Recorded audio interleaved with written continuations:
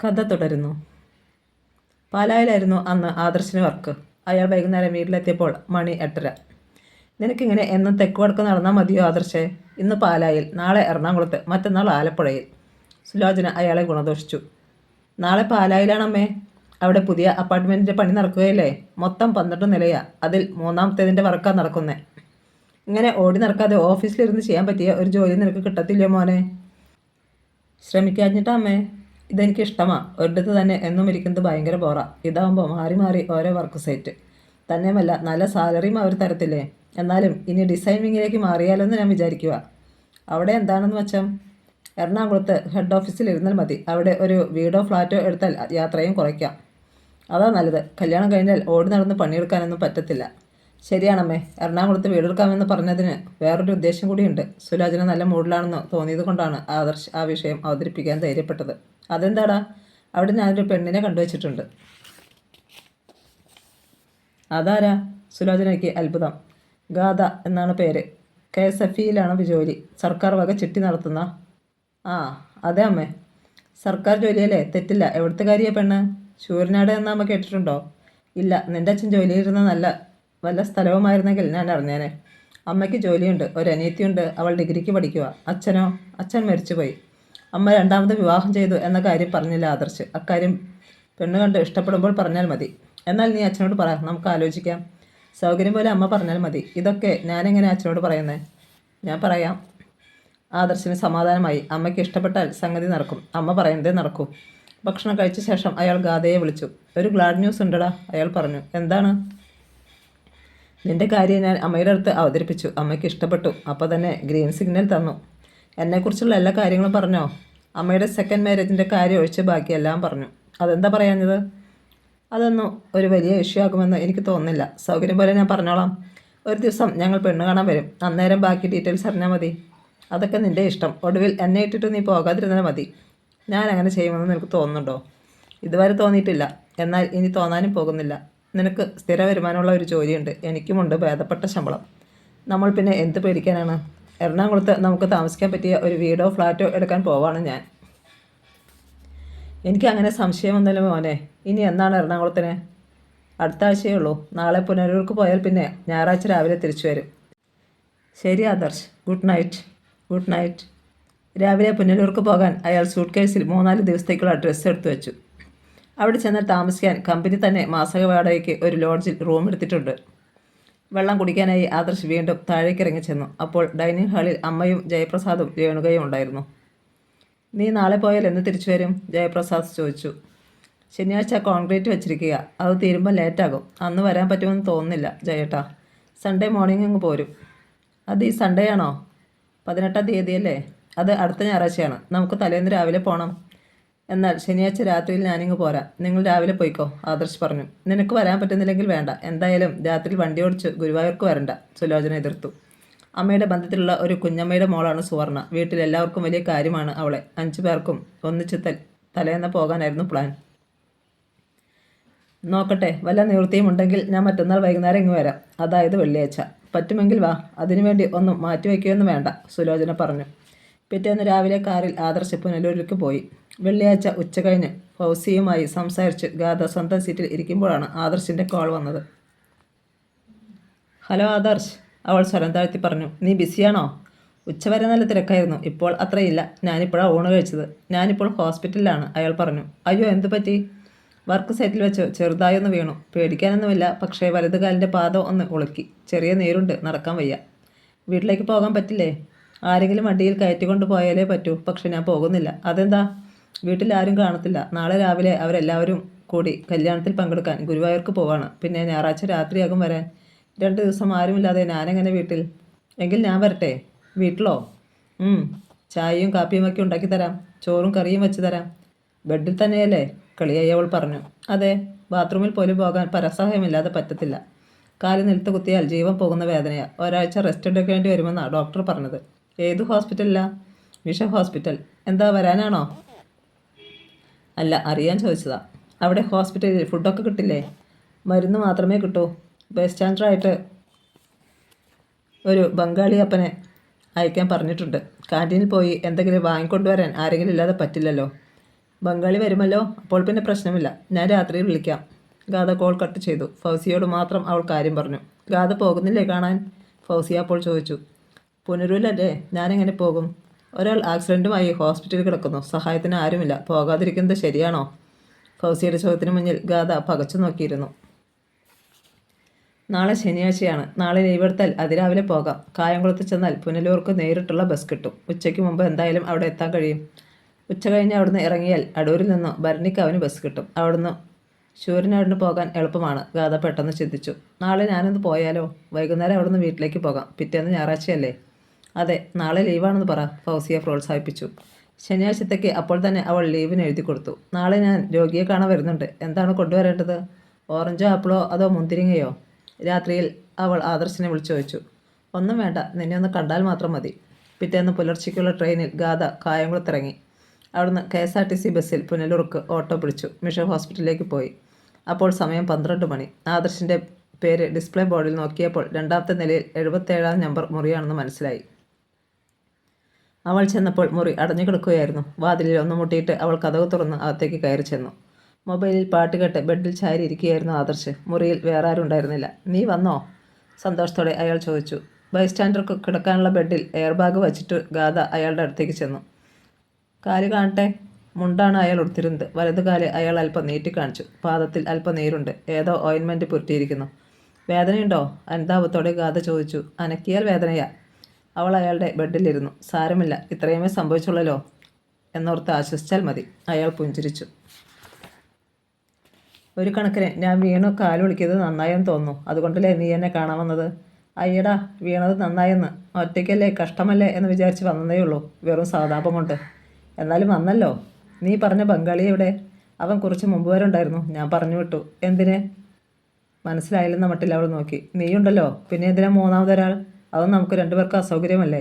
ഗാഥ അയാളുടെ മുഖത്തേക്ക് ഒന്ന് ചുഴിഞ്ഞു നോക്കി. അങ്ങനെ ഇപ്പം അസൗകര്യം ഇല്ലാതാക്കണ്ട. 2 മണിയാകുമ്പോൾ എനിക്ക് പോകണം. എങ്കിലേ സന്ധ്യയ്ക്ക് മുമ്പ് വീട്ടിലെത്താൻ പറ്റൂ. അപ്പോൾ നീ ഇന്ന് പോകുമോ? വിശ്വസിക്കാത്ത മട്ടിൽ ആദർശ് ചോദിച്ചു. പിന്നെ ഞാനിവിടെ താമസിക്കാൻ വന്നതാണെന്നാണോ വിചാരിച്ചത്? കൊള്ളാമല്ലോ മോനെ നിൻ്റെ ആഗ്രഹം. അവൾ അയാളെ പരിഹസിച്ചു. ശരി, പോയിക്കോ. അതിനു മുമ്പ് നീ കാൻറ്റീനിൽ ചെന്ന് ചോറ് പാഴ്സൽ മേടിച്ചുകൊണ്ട് വാ. എനിക്ക് വിശക്കുന്നുണ്ട്. ഗാഥ ഹോസ്പിറ്റലിൻ്റെ കാൻറ്റീനിൽ ചെന്ന് 2 പാഴ്സൽ വാങ്ങിക്കൊണ്ടുവന്നു. അവളുടെ സഹായത്തോടെ അയാൾ ഊണ് കഴിച്ചു. ബംഗാളിയെ വിളിക്കുക ആദർശ്, അവൾ ആവശ്യപ്പെട്ടു. ആദർശ് അവനെ വിളിച്ചു നോക്കിയെങ്കിലും മൊബൈൽ സ്വിച്ച് ഓഫ് ആയിരുന്നു. നീ പോയിക്കോ, ഞാൻ ഒറ്റയ്ക്ക് മതി, അയാൾ പറഞ്ഞു. വൈകുന്നേരം നിനക്ക് ആര് ചായ മേടിച്ചു തരും? ഒരു കുപ്പി മിനറൽ വാട്ടർ മേടിച്ച് തന്നാൽ മതി. ദാഹിക്കുമ്പോൾ അത് ഞാൻ കുടിച്ചോളാം. രാത്രിയിൽ എന്ത് കഴിക്കും? വെള്ളം മേടിക്കാൻ പോകുമ്പോൾ ഒരു ബ്രെഡ് കൂടി മേടിച്ചോ, അത് കഴിച്ചോളാം. ഗാഥ അയാളുടെ മുഖത്തേക്കൊന്ന് നോക്കി. ഞാനിന്ന് പോകാതിരിക്കാമായിരുന്നു. നീ ഒരാണും ഞാനൊരു പെണ്ണും അല്ലായിരുന്നെങ്കിൽ, ഇത് അടച്ചിട്ട് ഒരു മുറിയും അല്ലായിരുന്നെങ്കിൽ. നീ പറഞ്ഞത് ശരിയാണ്. പോയിക്കോ ഗാഥ, എനിക്ക് ബുദ്ധിമുട്ടൊന്നുമില്ല, അയാൾ അനുവാദം കൊടുത്തു. ഞാനിന്ന് പോകാതിരിക്കാം, പക്ഷേ ഒരു കണ്ടീഷനുണ്ട്. അതെന്താണെന്നറിയാൻ അയാൾ ഗാഥയുടെ മുഖത്തേക്ക് നോക്കി. ആദർശ്, ഞാനൊരു കാര്യം പറഞ്ഞാൽ നിനക്ക് വിഷമം തോന്നുമോ? ഗാഥ ചോദിച്ചു. ഇല്ല, പക്ഷേ എന്നെ വിഷമിപ്പിക്കുന്നതൊന്നും നീ പറയാതിരുന്നാൽ മതി. എങ്കിൽ ഞാനൊന്നും പറയുന്നില്ല. അവൾ ചുണ്ടുകൾ അമർത്തി പിടിച്ചിരുന്നു. അത് കണ്ടപ്പോൾ ആദർശിന് ചിരി വന്നു.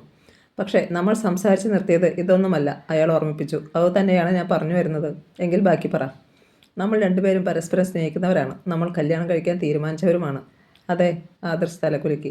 മാരേജിന് ശേഷമാണ് നമ്മൾ ഒന്നിച്ച് ഒരു മുറിയിൽ ഉറങ്ങേണ്ടത്, അല്ലേ? അതെ, അതാണ് ശരിയും.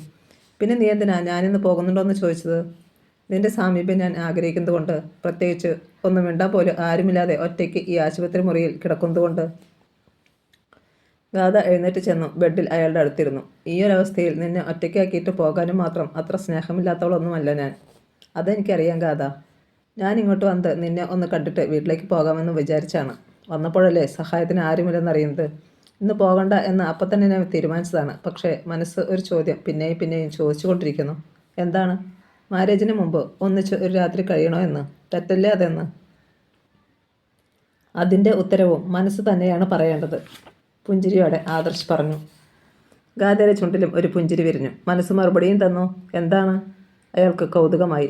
ഇന്ന് പോകണ്ട, ഇവിടെ തന്നെ താമസിച്ചോ, അതാണ് വേണ്ടതെന്ന്. മനസ്സ് പറഞ്ഞത് ശരിയായ കാര്യം. ആദർശ് കൈകൊട്ടി അഭിനന്ദനം അറിയിച്ചു. പക്ഷേ മനസ്സൊരു കണ്ടീഷൻ കൂടി വെച്ചിട്ടുണ്ട്. എന്താണ്? 2 പേരും കല്യാണം കഴിച്ചിട്ടില്ല എന്ന കാര്യം മറക്കരുതെന്ന്. അതും നല്ല ഉപദേശം. ഗാഥ ചിരിച്ചു. മനസ്സ് പറയുന്നത് നമ്മൾ കേൾക്കാതിരിക്കാൻ പറ്റുമോ? അവൾ ചോദിച്ചു. സ്വന്തം മനസ്സ് പറയുന്നതാണ് കേൾക്കേണ്ടത്. സംസാരിച്ചിരുന്ന് നേരം പോയതറിഞ്ഞില്ല. 4 മണിയായി അല്ലേ? പെട്ടെന്ന് ആദർശ് ചോദിച്ചു. അവൾ വാച്ചിൽ നോക്കി. 4 കഴിഞ്ഞ് 10 മിനിറ്റ്. 4 മണിക്ക് ഒരു ചായ പതിവുണ്ട്. കിട്ടിയില്ലെങ്കിൽ ശരീരം അത് ഓർമ്മിപ്പിക്കും. ഓർമ്മിപ്പിച്ചോ? കളിമട്ടിൽ അവൾ ചോദിച്ചു. എങ്കിൽ ഞാൻ പോയി കാൻറ്റീനിൽ നിന്ന് ചായ മേടിച്ചുകൊണ്ട് വരാം. അവൾ എഴുന്നേറ്റ് ചെന്ന് ഹാൻഡ് ബാഗിൽ നിന്ന് പേഴ്സും മൊബൈലും എടുത്തു. മേശപ്പുറത്ത് ഫ്ലാസ്ക് ഉണ്ടായിരുന്നു. ചായ മാത്രം പോരാ, ആദർശ് പറഞ്ഞു. പിന്നെ കഴിക്കാൻ എന്തെങ്കിലും വേണം, വിശക്കുന്നുണ്ട്. അപ്പോൾ എന്നോടൊരു ദിവസം പറഞ്ഞത് പച്ചക്കള്ളമായിരുന്നു അല്ലേ? പരിഭവം നടിച്ച് ഗാഥ അയാളെ നോക്കി. എന്ത് കള്ളം പറഞ്ഞു ഞാൻ? അയാൾക്ക് മനസ്സിലായില്ല. ഗാഥ, നിന്നോട് സംസാരിച്ചുകൊണ്ടിരുന്നാൽ വിശപ്പും ദാഹവും ഒക്കെ മറക്കും എന്ന് പറഞ്ഞത് ഓർമ്മയില്ലേ? ഓ അതോ. സ്നേഹം ഇങ്ങനെ പതഞ്ഞു പൊന്തി വരുന്ന നേരത്തെ നമ്മൾ അതുപോലുള്ള ചില ഫൂളിഷ്നെസ്സൊക്കെ പറഞ്ഞു പോകും. കള്ളൻ. അയാളെ നോക്കി ചുണ്ടു പൊട്ടിയിട്ട് അവൾ മുറിയിൽ നിന്നിറങ്ങിയിട്ട് പിന്നിൽ വാതിലടച്ചു. 2ാമത്തെ നിലയിൽ നിന്ന് അവൾ ലിഫ്റ്റ് വഴി താഴേക്ക് പോകുമ്പോഴാണ് മൊബൈൽ ബെല്ലടിച്ചത്. നോക്കിയപ്പോൾ ഫൗസിയ. Hello Fauci. അവൾ കോളെടുത്തു. താനിപ്പോൾ എവിടെയാണ്? പുനലൂരാണ്. ഹോസ്പിറ്റലിൽ, അവൾ അറിയിച്ചു. വാർഡിലാണോ? അല്ല, ചായ മേടിക്കാൻ കാൻറ്റീനിലേക്ക് പോകുന്നു. വേറെ ആരുമില്ലേ സഹായത്തിന്? ഒരു ബംഗാളി പയ്യനുണ്ടായിരുന്നു. അവൻ എന്തോ ആവശ്യത്തിന് കമ്പനിയുടെ ഓഫീസിലേക്ക് പോയി. ഇനി നാളെ വരൂ. അയ്യോ പാവം. കക്ഷിയിൽ നിന്ന് ഒറ്റയ്ക്കേയുള്ളൂ. ഈ അവസ്ഥയിൽ ഒറ്റയ്ക്കാക്കിയിട്ട് പോകുന്നത് എങ്ങനെ ഫൗസി? നിലത്ത് കാല് കുത്തുമ്പോൾ വേദനയാ. ബാത്റൂമിൽ പോകണമെങ്കിൽ പോലും ആരുടെയെങ്കിലും ഹെൽപ്പ് വേണം. അപ്പോൾ പിന്നെ എന്ത് ചെയ്യും? ബംഗാളി പയ്യൻ നാളെ രാവിലെ വരും. അതുവരെ ഞാൻ കൂട്ടിരിക്കാമെന്ന് വച്ചു. നന്നായി. ഇങ്ങനെയുള്ള അവസരങ്ങളല്ലേ നമ്മുടെ സ്നേഹവും കരുതലും അറിയിക്കേണ്ടത്. ഇഷ്ടം കൂടുകയുള്ളൂ. നാളെ രാവിലെ ഞാൻ വീട്ടിലേക്ക് പോകും. മറ്റന്നാൾ രാവിലെ അവിടെ എത്തുകയുള്ളൂ. അത് മതി, വന്നിട്ട് സംസാരിക്കാം. ഫൗസിയ കോൾ കട്ട് ചെയ്തു. കാൻറ്റീനിൽ നിന്ന് ചായയും ഉഴുന്നുവടയും വാങ്ങിക്കൊണ്ടാണ് ഗാഥ വന്നത്. ഒരു ഗ്ലാസ്സിലേക്ക് ചായ പകർന്ന് അവൾ ആദർശിന് കൊടുത്തു. ഞാൻ ചോദിക്കാൻ വിട്ടു, എന്താണ് കോട്ടയത്തിന് പോകാത്തത്? അവിടെ ഏതെങ്കിലും ഹോസ്പിറ്റലിലായിരുന്നെങ്കിൽ വീട്ടിൽ നിന്ന് ആരെങ്കിലും വന്ന് നിൽക്കുമായിരുന്നല്ലോ.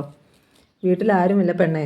ഇന്ന് രാവിലെ എല്ലാവരും കൂടി ഗുരുവായൂർക്ക് പോയി. നാളെ ഒരു കല്യാണമുണ്ട്. അതുകൊണ്ട് ആക്സിഡൻ്റ് ഉണ്ടായ കാര്യം ഞാൻ അവരെ അറിയിച്ചിട്ടില്ല. ഒരു കണക്കിനത് നന്നായി. അല്ലെങ്കിൽ അവർക്കിവിടെ മനസ്സമാധത്തോടെ ഇരിക്കാൻ പറ്റുമായിരുന്നോ? എന്തായാലും നമ്മുടെ കല്യാണം ഗുരുവായൂർ വെച്ച് വേണ്ട, നാട്ടിൽ മതി.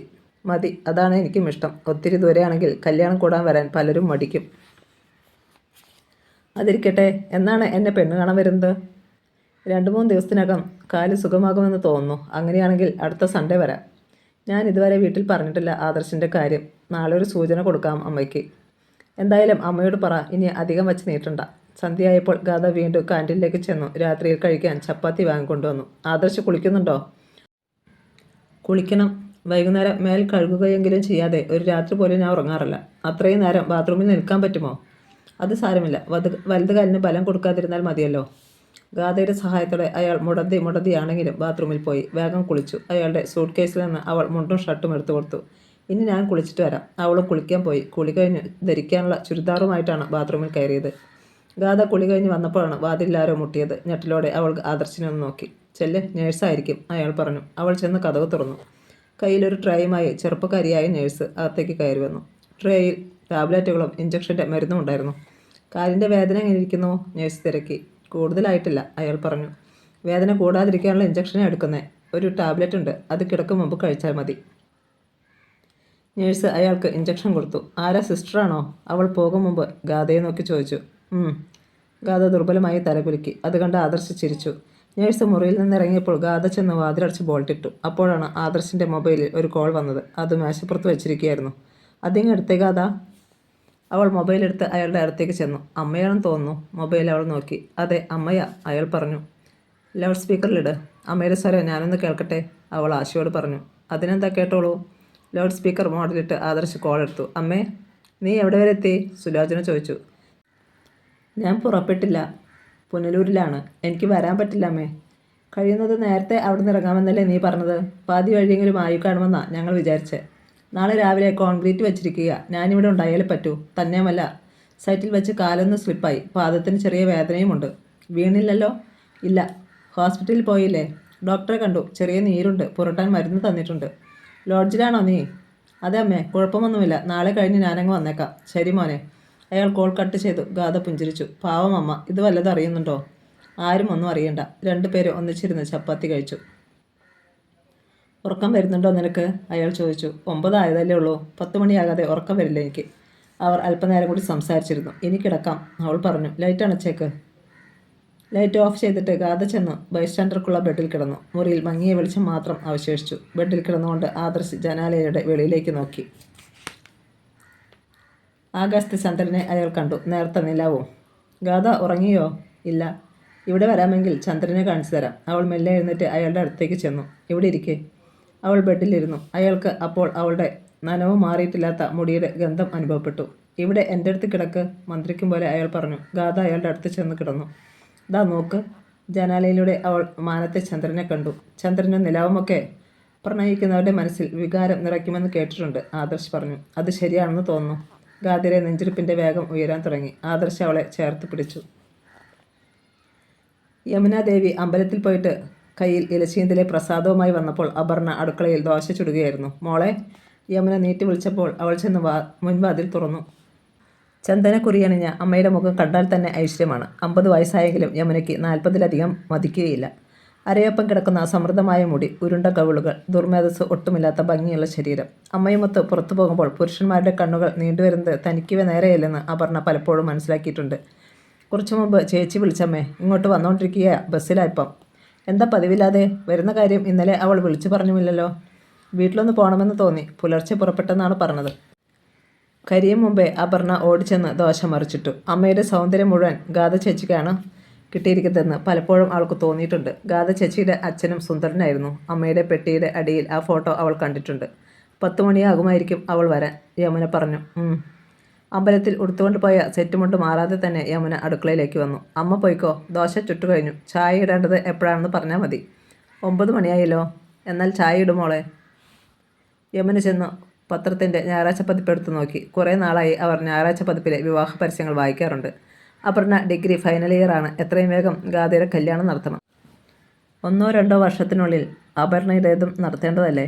വധുവിന് ആവശ്യമുണ്ട്. യമുന പരസ്യങ്ങൾ ഓരോന്നായി വായിച്ചു. താഴേക്ക് ചെന്നപ്പോൾ ഒരു പരസ്യം അവരെ അല്പമൊന്ന് ആകർഷിച്ചു.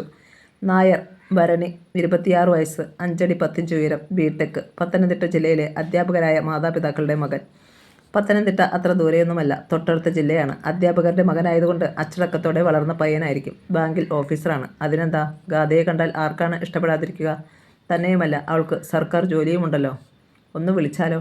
മോളെ, അമ്മയുടെ മൊബൈലിങ് എടുത്തേ, അവർ വിളിച്ചു പറഞ്ഞു. അപർണ അമ്മയുടെ ബെഡ്റൂമിൽ ചെന്ന് മൊബൈൽ എടുത്തു കൊണ്ടുവന്ന് കൊടുത്തു. എന്തിനാണമ്മേ? ഒരു നല്ല കല്യാണ പരസ്യം, ഗാഥയ്ക്കൊന്ന് ആലോചിക്കാനാ. അപർണ പുഞ്ചിരിയോടെ നിന്നു. പരസ്യത്തിൽ കണ്ട ആദ്യത്തെ ഫോൺ നമ്പറിലേക്ക് യമുന വിളിച്ചു. ബെല്ലടിച്ച് നിന്നല്ലാതെ ആരും കോൾ എടുത്തില്ല. പക്ഷേ അതേ നമ്പറിൽ നിന്ന് ഉടൻ തിരിച്ചു വിളി വന്നു. ഹലോ. യമുന ആൻസർ ബട്ടണിൽ വിരലമർത്തി. ഇങ്ങോട്ട് ഇപ്പോൾ വിളിച്ചിരുന്നല്ലോ, ഒരു പുരുഷ സ്വരം ചോദിച്ചു. അതെ, ഇന്നത്തെ പത്രത്തിലൊരു വിവാഹ പരസ്യം കണ്ടിട്ട് വിളിച്ചതാണ്, യമുന പറഞ്ഞു. എൻ്റെ പേര് ഗോപാലകൃഷ്ണൻ. ഇടയാറന്മുളയാണ് വീട്. മകന് വേണ്ടിയാണ് ആ പരസ്യം കൊടുത്തത്. എൻ്റെ മകൾക്ക് വേണ്ടിയാണ് വിളിച്ചത്. എവിടെയാണ് സ്ഥലം? ശൂരനാട്. മകൾക്ക് എത്ര വയസ്സായി? 23. നക്ഷത്രം തിരുവോണം. എൻ്റെ മകൻ്റേത് അവിട്ടമാണ്. രണ്ടും നല്ല ചേർച്ചയുള്ള നക്ഷത്രങ്ങളാണെന്ന് തോന്നുന്നു. മകൾക്ക് എന്തെങ്കിലും ജോലിയുണ്ടോ? അതോ? അവൾ ഫിനാൻഷ്യൽ എൻ്റർപ്രൈസസിലാണ് വർക്ക് ചെയ്യുന്നത്. എന്തുവരെ പഠിച്ചു? BCom ഫസ്റ്റ് ക്ലാസ് ആണ്. വീട്ടിലാരൊക്കെയുണ്ട്? അവളുടെ അച്ഛൻ മരിച്ചുപോയി. ഒരു അനിയത്തിയുണ്ട്, ഡിഗ്രിക്ക് പഠിക്കുന്നു. അമ്മയ്ക്ക് എന്തെങ്കിലും ജോലിയുണ്ടോ? ഞാൻ ഇലക്ട്രിസിറ്റി ബോർഡിൽ കാഷ്യറാണ്. ഹൈസ്കൂൾ ഹെഡ് മാസ്റ്ററാണ് ഞാൻ. വൈഫും ടീച്ചറാണ്. ഞങ്ങൾക്ക് 2 മക്കൾ. മൂത്തതാണ് ശ്യാം. അവനിപ്പോൾ തൃശ്ശൂരാണ് വർക്ക് ചെയ്യുന്നത്. മോളുടെ ജനനതീയതി ഒന്ന് പറയാമോ? യമുന അത് പറഞ്ഞു കൊടുത്തു. ശരി, ഞാൻ വിളിച്ചോളാം. കോൾ കട്ടായി. എല്ലാം കേട്ട് നിശബ്ദയായി നിൽക്കുകയായിരുന്നു അപർണ. പയ്യന് എന്താണമ്മേ ജോലി?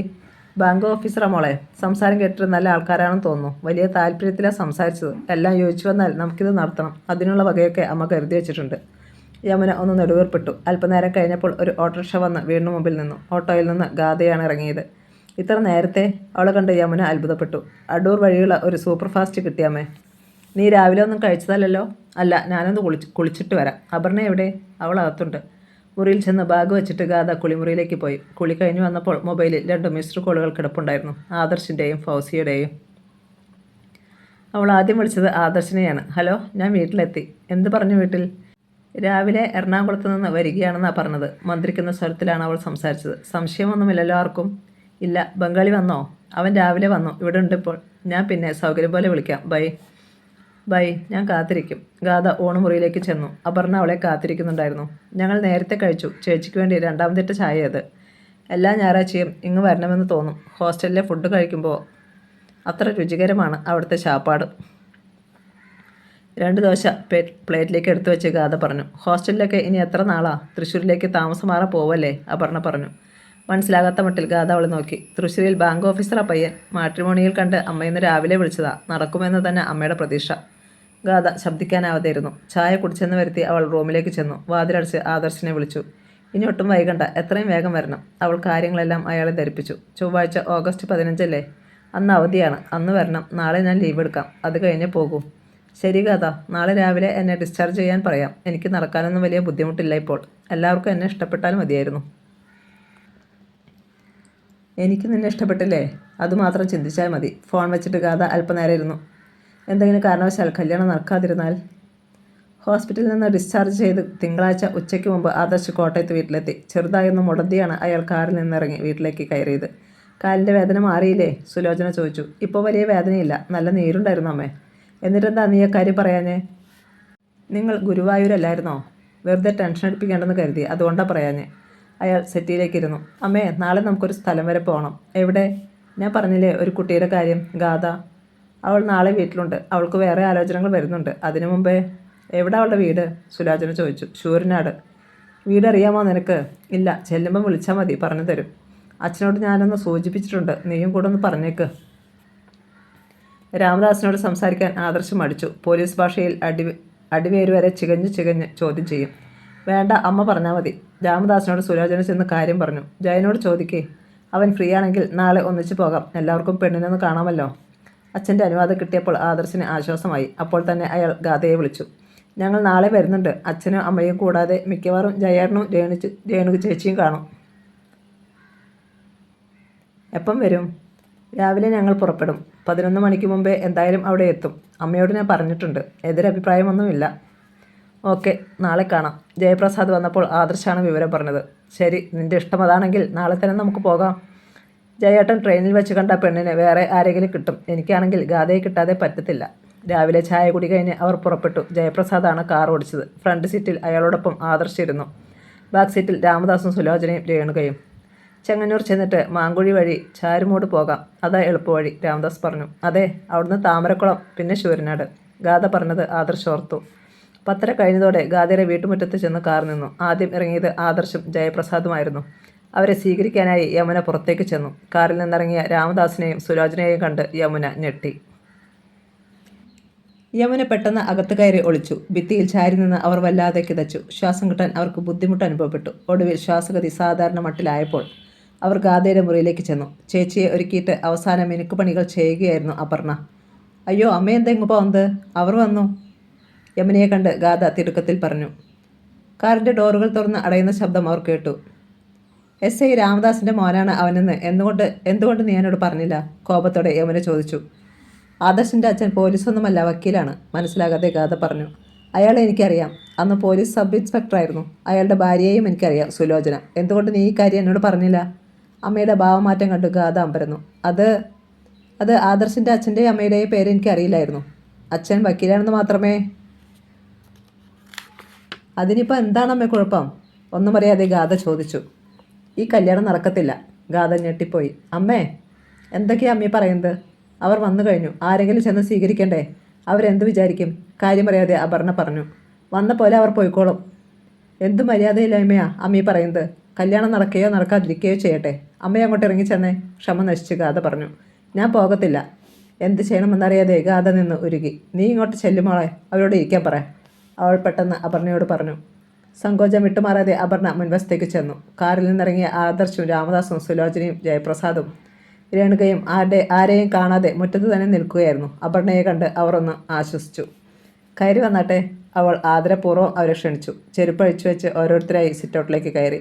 ആദർശ് അവളെ കണ്ട് പുഞ്ചിരിച്ചു. അമ്മ വെളിയിലേക്ക് ഇറങ്ങി വന്നിട്ട് കയറിപ്പോകുന്നത് കണ്ടല്ലോ, ജയപ്രസാദ് പറഞ്ഞു. അമ്മയ്ക്ക് പെട്ടെന്നൊരു തലച്ചുറ്റൽ പോലെ വന്നു. അമ്മയ്ക്ക് പ്രഷറിൻ്റെ ചെറിയ പ്രോബ്ലമുണ്ട്. അപർണ അപ്പോൾ നാവിൽ തോന്നിയ ഒരു നുണ പറഞ്ഞു. അവർ സ്വീകരണ മുറിയിലേക്ക് കയറി. പെണ്ണ് കാണൽ ചടങ്ങ് പ്രമാണിച്ച് ഫർണിച്ചറുകൾ തലേന്ന് തുടച്ച് മിനുക്കിയിരുന്നു. ടൈൽ പതിച്ച ഫ്ലോർ വെടിപ്പാക്കിയിരുന്നു. സെറ്റിയുടെ കവർ മാറ്റിയിരുന്നു. പൂപ്പാത്രത്തിൽ രാവിലെ പുതിയ പൂക്കൾ വച്ചിരുന്നു. ഇരുന്നാട്ടെ. സീലിംഗ് ഫാൻ ഓൺ ചെയ്തുകൊണ്ട് അപർണ പറഞ്ഞു. എല്ലാവരും സെറ്റിയിലിരുന്നു. രാമദാസ് കൗതുകപൂർവ്വം ചുറ്റും നോക്കി. വലിയ ആർഭാടമൊന്നുമില്ലെങ്കിലും ഭംഗിയുള്ള വീട്. അനിയത്തിയാണോ മോൾ? സുലോചന ചോദിച്ചു. അതെ, അവൾ പറഞ്ഞു. എന്താണ് പേര്? അപർണ. ഏത് കോഴ്സിനാ? BSc final. അമ്മ കിടക്കുവാണോ? എന്താണ് ഇനി സംഭവിക്കാൻ പോവുക? അപർണയ്ക്ക് ഒരു പിടിയും കിട്ടിയില്ല. പക്ഷേ അവളുടെ ഹൃദയമിടിപ്പിൻ്റെ വേഗം വല്ലാതെ ഉയരുന്നുണ്ടായിരുന്നു. നീ അങ്ങോട്ടൊന്ന് ചെല്ല് സുലോചനെ, രാമദാസ് പറഞ്ഞു. സുലോചന എഴുന്നേറ്റു. വാ മോളെ. അപർണയുടെ പിന്നാലെ ഡോർ കർട്ടൻ വകഞ്ഞു മാറ്റി സുലോചന അകത്തേക്ക് കയറി ചെന്നു. അത് ഊണുമുറിയായിരുന്നു. മേശപ്പുറത്ത് ചില പ്ലേറ്റുകളിൽ പലതരം പലഹാരങ്ങൾ എടുത്തു വച്ചിട്ടുണ്ടായിരുന്നു. ഗാഥയുടെ മുറിയിലേക്കാണ് സുലോചനയെ അപർണ കൊണ്ടുപോയത്. സിൽക്ക് സാരി ധരിച്ച് ഭംഗിയായി ഒരുങ്ങി പരിഭ്രമത്തോടെ ഗാഥ നിൽക്കുന്നുണ്ടായിരുന്നു. അടുത്ത് യമുനയും. അമ്മേ. അപർണയുടെ വിളിക്കേട്ട് യമുന വാതിലിന് നേരെ നോക്കി. സുലോചനയെ കണ്ട് അവർ ഒന്ന് പകച്ചു. യമുനയല്ലേ? ഞെട്ടലോടെ സുലോചന ചോദിച്ചു. അതെ എന്നർത്ഥത്തിൽ അവർ മെല്ലെ തലകുലുക്കി.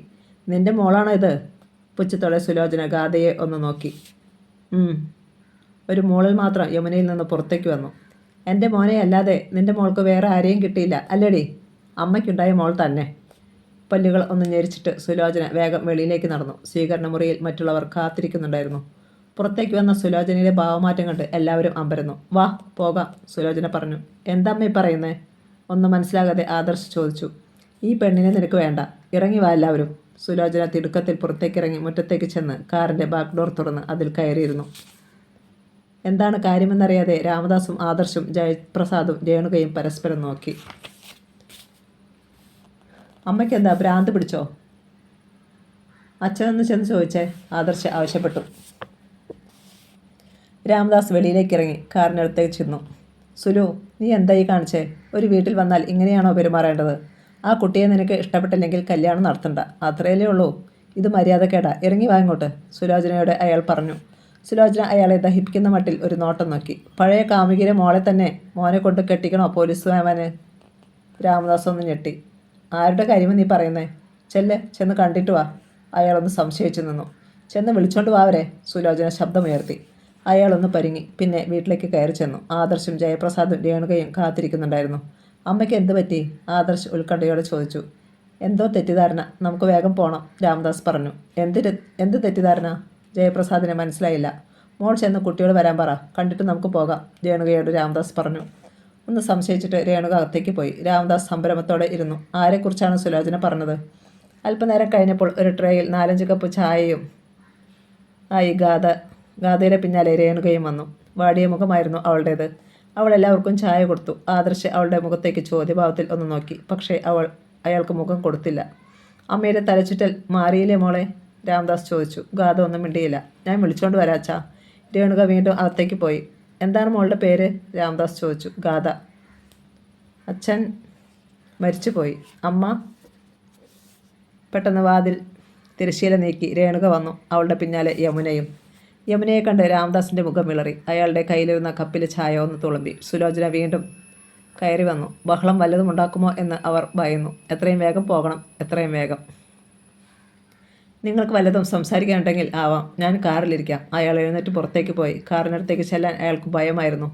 അത് കാരണം മുറ്റത്തെ ചെടികൾ കാണുന്ന മട്ടിൽ അയാൾ അല്പം മാറി ചുറ്റിപ്പറ്റി നിന്നു. അല്പനേരം കഴിഞ്ഞപ്പോൾ ആദർശും ജയപ്രസാദും രേണുകയും പുറത്തേക്കിറങ്ങി വന്നു. ആരും അവരെ അനുഗമിച്ചില്ല. 3 പേരുടെയും മുഖത്ത് മ്ലാനതയാണ് ഉണ്ടായിരുന്നത്. ഇത്തവണ ജയപ്രസാദിനോടൊപ്പം മുൻസീറ്റിലാണ് രാമദാസ് ഇരുന്നത്. ബാക്കിയുള്ളവർ ബാക്ക് സീറ്റിലും. ഒന്നും എനിക്ക് മനസ്സിലാകുന്നില്ല, ഒന്നും. കാർ റോഡിലെത്തിയപ്പോൾ അക്ഷമയോടെ ആദർശ് പറഞ്ഞു. ആ പെണ്ണിൻ്റെ തന്ത ചത്തത് എങ്ങനെയാണെന്ന് നിനക്ക് അറിയാമോടാ? പെട്ടെന്ന് സുലോചന ചോദിച്ചു. ഇല്ല, കൊലപാതകമായിരുന്നു എന്ന് ഗാഥ പറഞ്ഞിരുന്നെങ്കിലും ആദർശ് അത് അറിയില്ലെന്ന് നടിച്ചു. കൊന്ന് കെട്ടിത്തൂക്കുകയായിരുന്നു. ആദർശിൻ്റെ മുഖം വിളറി. രേണുകയ്ക്ക് ഒന്നും വിശ്വസിക്കാൻ കഴിഞ്ഞില്ല. ജയപ്രസാദ് ഡ്രൈവ് ചെയ്തതല്ലാതെ ഒന്നും മിണ്ടിയില്ല. രാമദാസ് തലതിരിച്ച് രൂക്ഷഭാവത്തിൽ സുലോചനയൊന്ന് നോക്കി. അമ്മയ്ക്കിതെങ്ങനെ അറിയാം? ആദർശ് ദുർബല സ്വരത്തിൽ ചോദിച്ചു. നിന്റെ അച്ഛനോട് ചോദിച്ചു നോക്ക്, അവജ്ഞയോടെ സുലോചന പറഞ്ഞു. അച്ഛനറിയാമോ അവരെ? രാമദാസിന് നേരെ ആദർശ് നോക്കി. ഞാനന്ന് വൈക്കത്ത് ജോലിയിലായിരിക്കുകയായിരുന്നു മോനെ. ടൗണിനടുത്തായിരുന്നു അവർ താമസിച്ചിരുന്നത്. കേസിൻ്റെ അന്വേഷണ ചുമതല എനിക്കായിരുന്നു.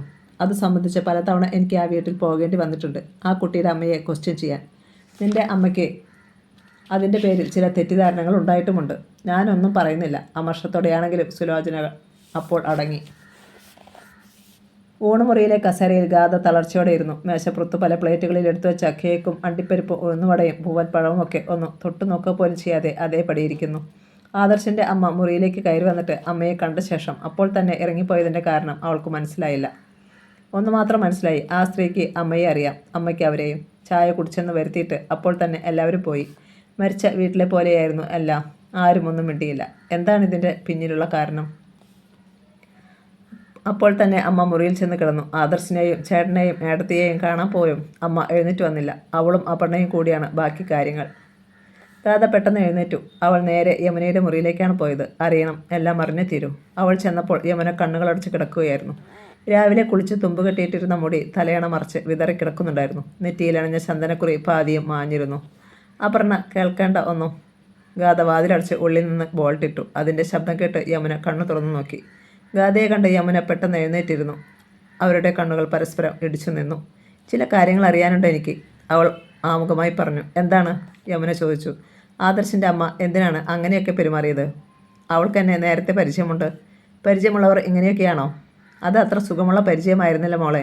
എന്നുവെച്ചാൽ വൈക്കത്ത് താമസിക്കുന്ന കാലത്താണ് അച്ഛൻ മരണപ്പെട്ടത്. ഓഫീസ് കോമ്പൗണ്ടിലുള്ള ഒരു മരത്തിൽ തൂങ്ങി മരണം. അതൊരു ആത്മഹത്യയാണെന്ന് ഓഫീസിലുള്ളവരും പോലീസും വരുത്തി തീർത്തത്.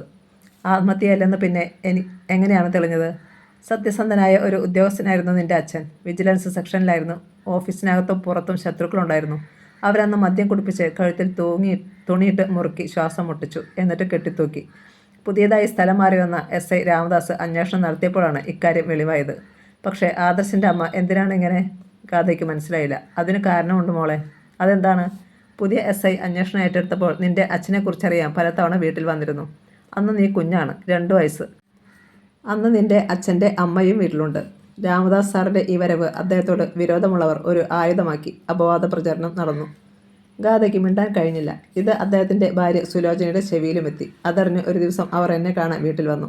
അവർ എന്നെ കണക്കറ്റ് പുലമ്പി പറഞ്ഞു. ഞാൻ ഒരക്ഷരം പോലും മിണ്ടിയില്ല. പക്ഷേ അച്ഛൻ്റെ അമ്മ അവരെ വീട്ടിൽ നിന്ന് ആട്ടിയിറക്കി. അമ്മയ്ക്കറിയാമായിരുന്നു എന്നെ. യമുനയുടെ കണ്ണുകൾ നിറഞ്ഞു. അമ്മൂമ്മ 2 കൊല്ലം മുമ്പ് മരിക്കുന്നതുവരെ ഈ വീട്ടിലായിരുന്നു താമസം. 2 പെൺമക്കൾ വേറെ ഉണ്ടായിരുന്നെങ്കിലും അവരോടൊപ്പം ചെന്ന് നിൽക്കാൻ അമ്മൂമ്മയ്ക്ക് ഇഷ്ടമില്ലായിരുന്നു. അമ്മയെ മരുമകളായിട്ടല്ല, സ്വന്തം മോളായിട്ടാണ് അമ്മൂമ്മ കണ്ടിരുന്നത്. അച്ഛൻ മരിക്കുമ്പോൾ അമ്മയ്ക്ക് വെറും 26 വയസ്സ്. കാണാനും ഒട്ടും മോശമല്ലായിരുന്നു. ഒരുപാട് പ്രലോഭനങ്ങൾ വന്നു. അമ്മ പക്ഷേ പിടിച്ചു നിന്നു. അമ്മൂമ്മയെ കുഞ്ഞായിരുന്ന നീയുമായിരുന്നു എൻ്റെ ശക്തി. പിന്നെ അമ്മൂമ്മയുടെ നിർബന്ധം കൊണ്ടാണ് അമ്മ അപർണയുടെ അച്ഛനെ കല്യാണം കഴിച്ചത്. യമുനയുടെ കണ്ണുകൾ നിറഞ്ഞൊഴുകിക്കൊണ്ടിരുന്നു. ഗാഥ അമ്മയുടെ കൗളുകളിൽ നിന്ന് കണ്ണീർ തുടച്ചു മാറ്റി. അമ്മ കരയണ്ട, എനിക്ക് ദേഷ്യമൊന്നുമില്ല. ആദർശിനെ നിനക്ക് മറക്കാൻ പറ്റില്ലെന്ന് അമ്മയ്ക്കറിയാം. പക്ഷേ രാമദാസിൻ്റെ മോനല്ലായിരുന്നെങ്കിൽ. വേണ്ടമ്മേ, ഇനി അത് ശരിയാവത്തില്ല. എനിക്കത് വേണ്ട, ഗാഥ പറഞ്ഞു. വേറെ കല്യാണമൊന്നും വേണ്ടെന്ന് നീ പറഞ്ഞു കളയല്ലേ. എത്രയും വേഗം അമ്മ അത് നടത്തും. അപർണയുടേത് അടുത്ത കൊല്ലം നടത്തണമെന്നാണ് അവളുടെ അച്ഛന് ആഗ്രഹമുണ്ട്. നീ അതിന് ഒരു തടസ്സമാകരുത്. അവൾ അതിന് മറുപടി പറഞ്ഞില്ല. വിധിച്ചതേ നടക്കുമോളെ. ആരെയും കുറ്റം പറഞ്ഞിട്ട് കാര്യമില്ല. ആഗ്രഹങ്ങൾ പലതും നമുക്ക് മനസ്സിൽ തന്നെ കുഴിച്ചു മൂടേണ്ടി വരും. സ്വപ്നങ്ങളുടെ ശവപ്പറമ്പില്ലാത്ത ഒരു മനസ്സും കാണുകയുമില്ല ഭൂമിയിൽ. വാതിലിൽ ആരോ മുട്ടി. അപർണയായിരിക്കും.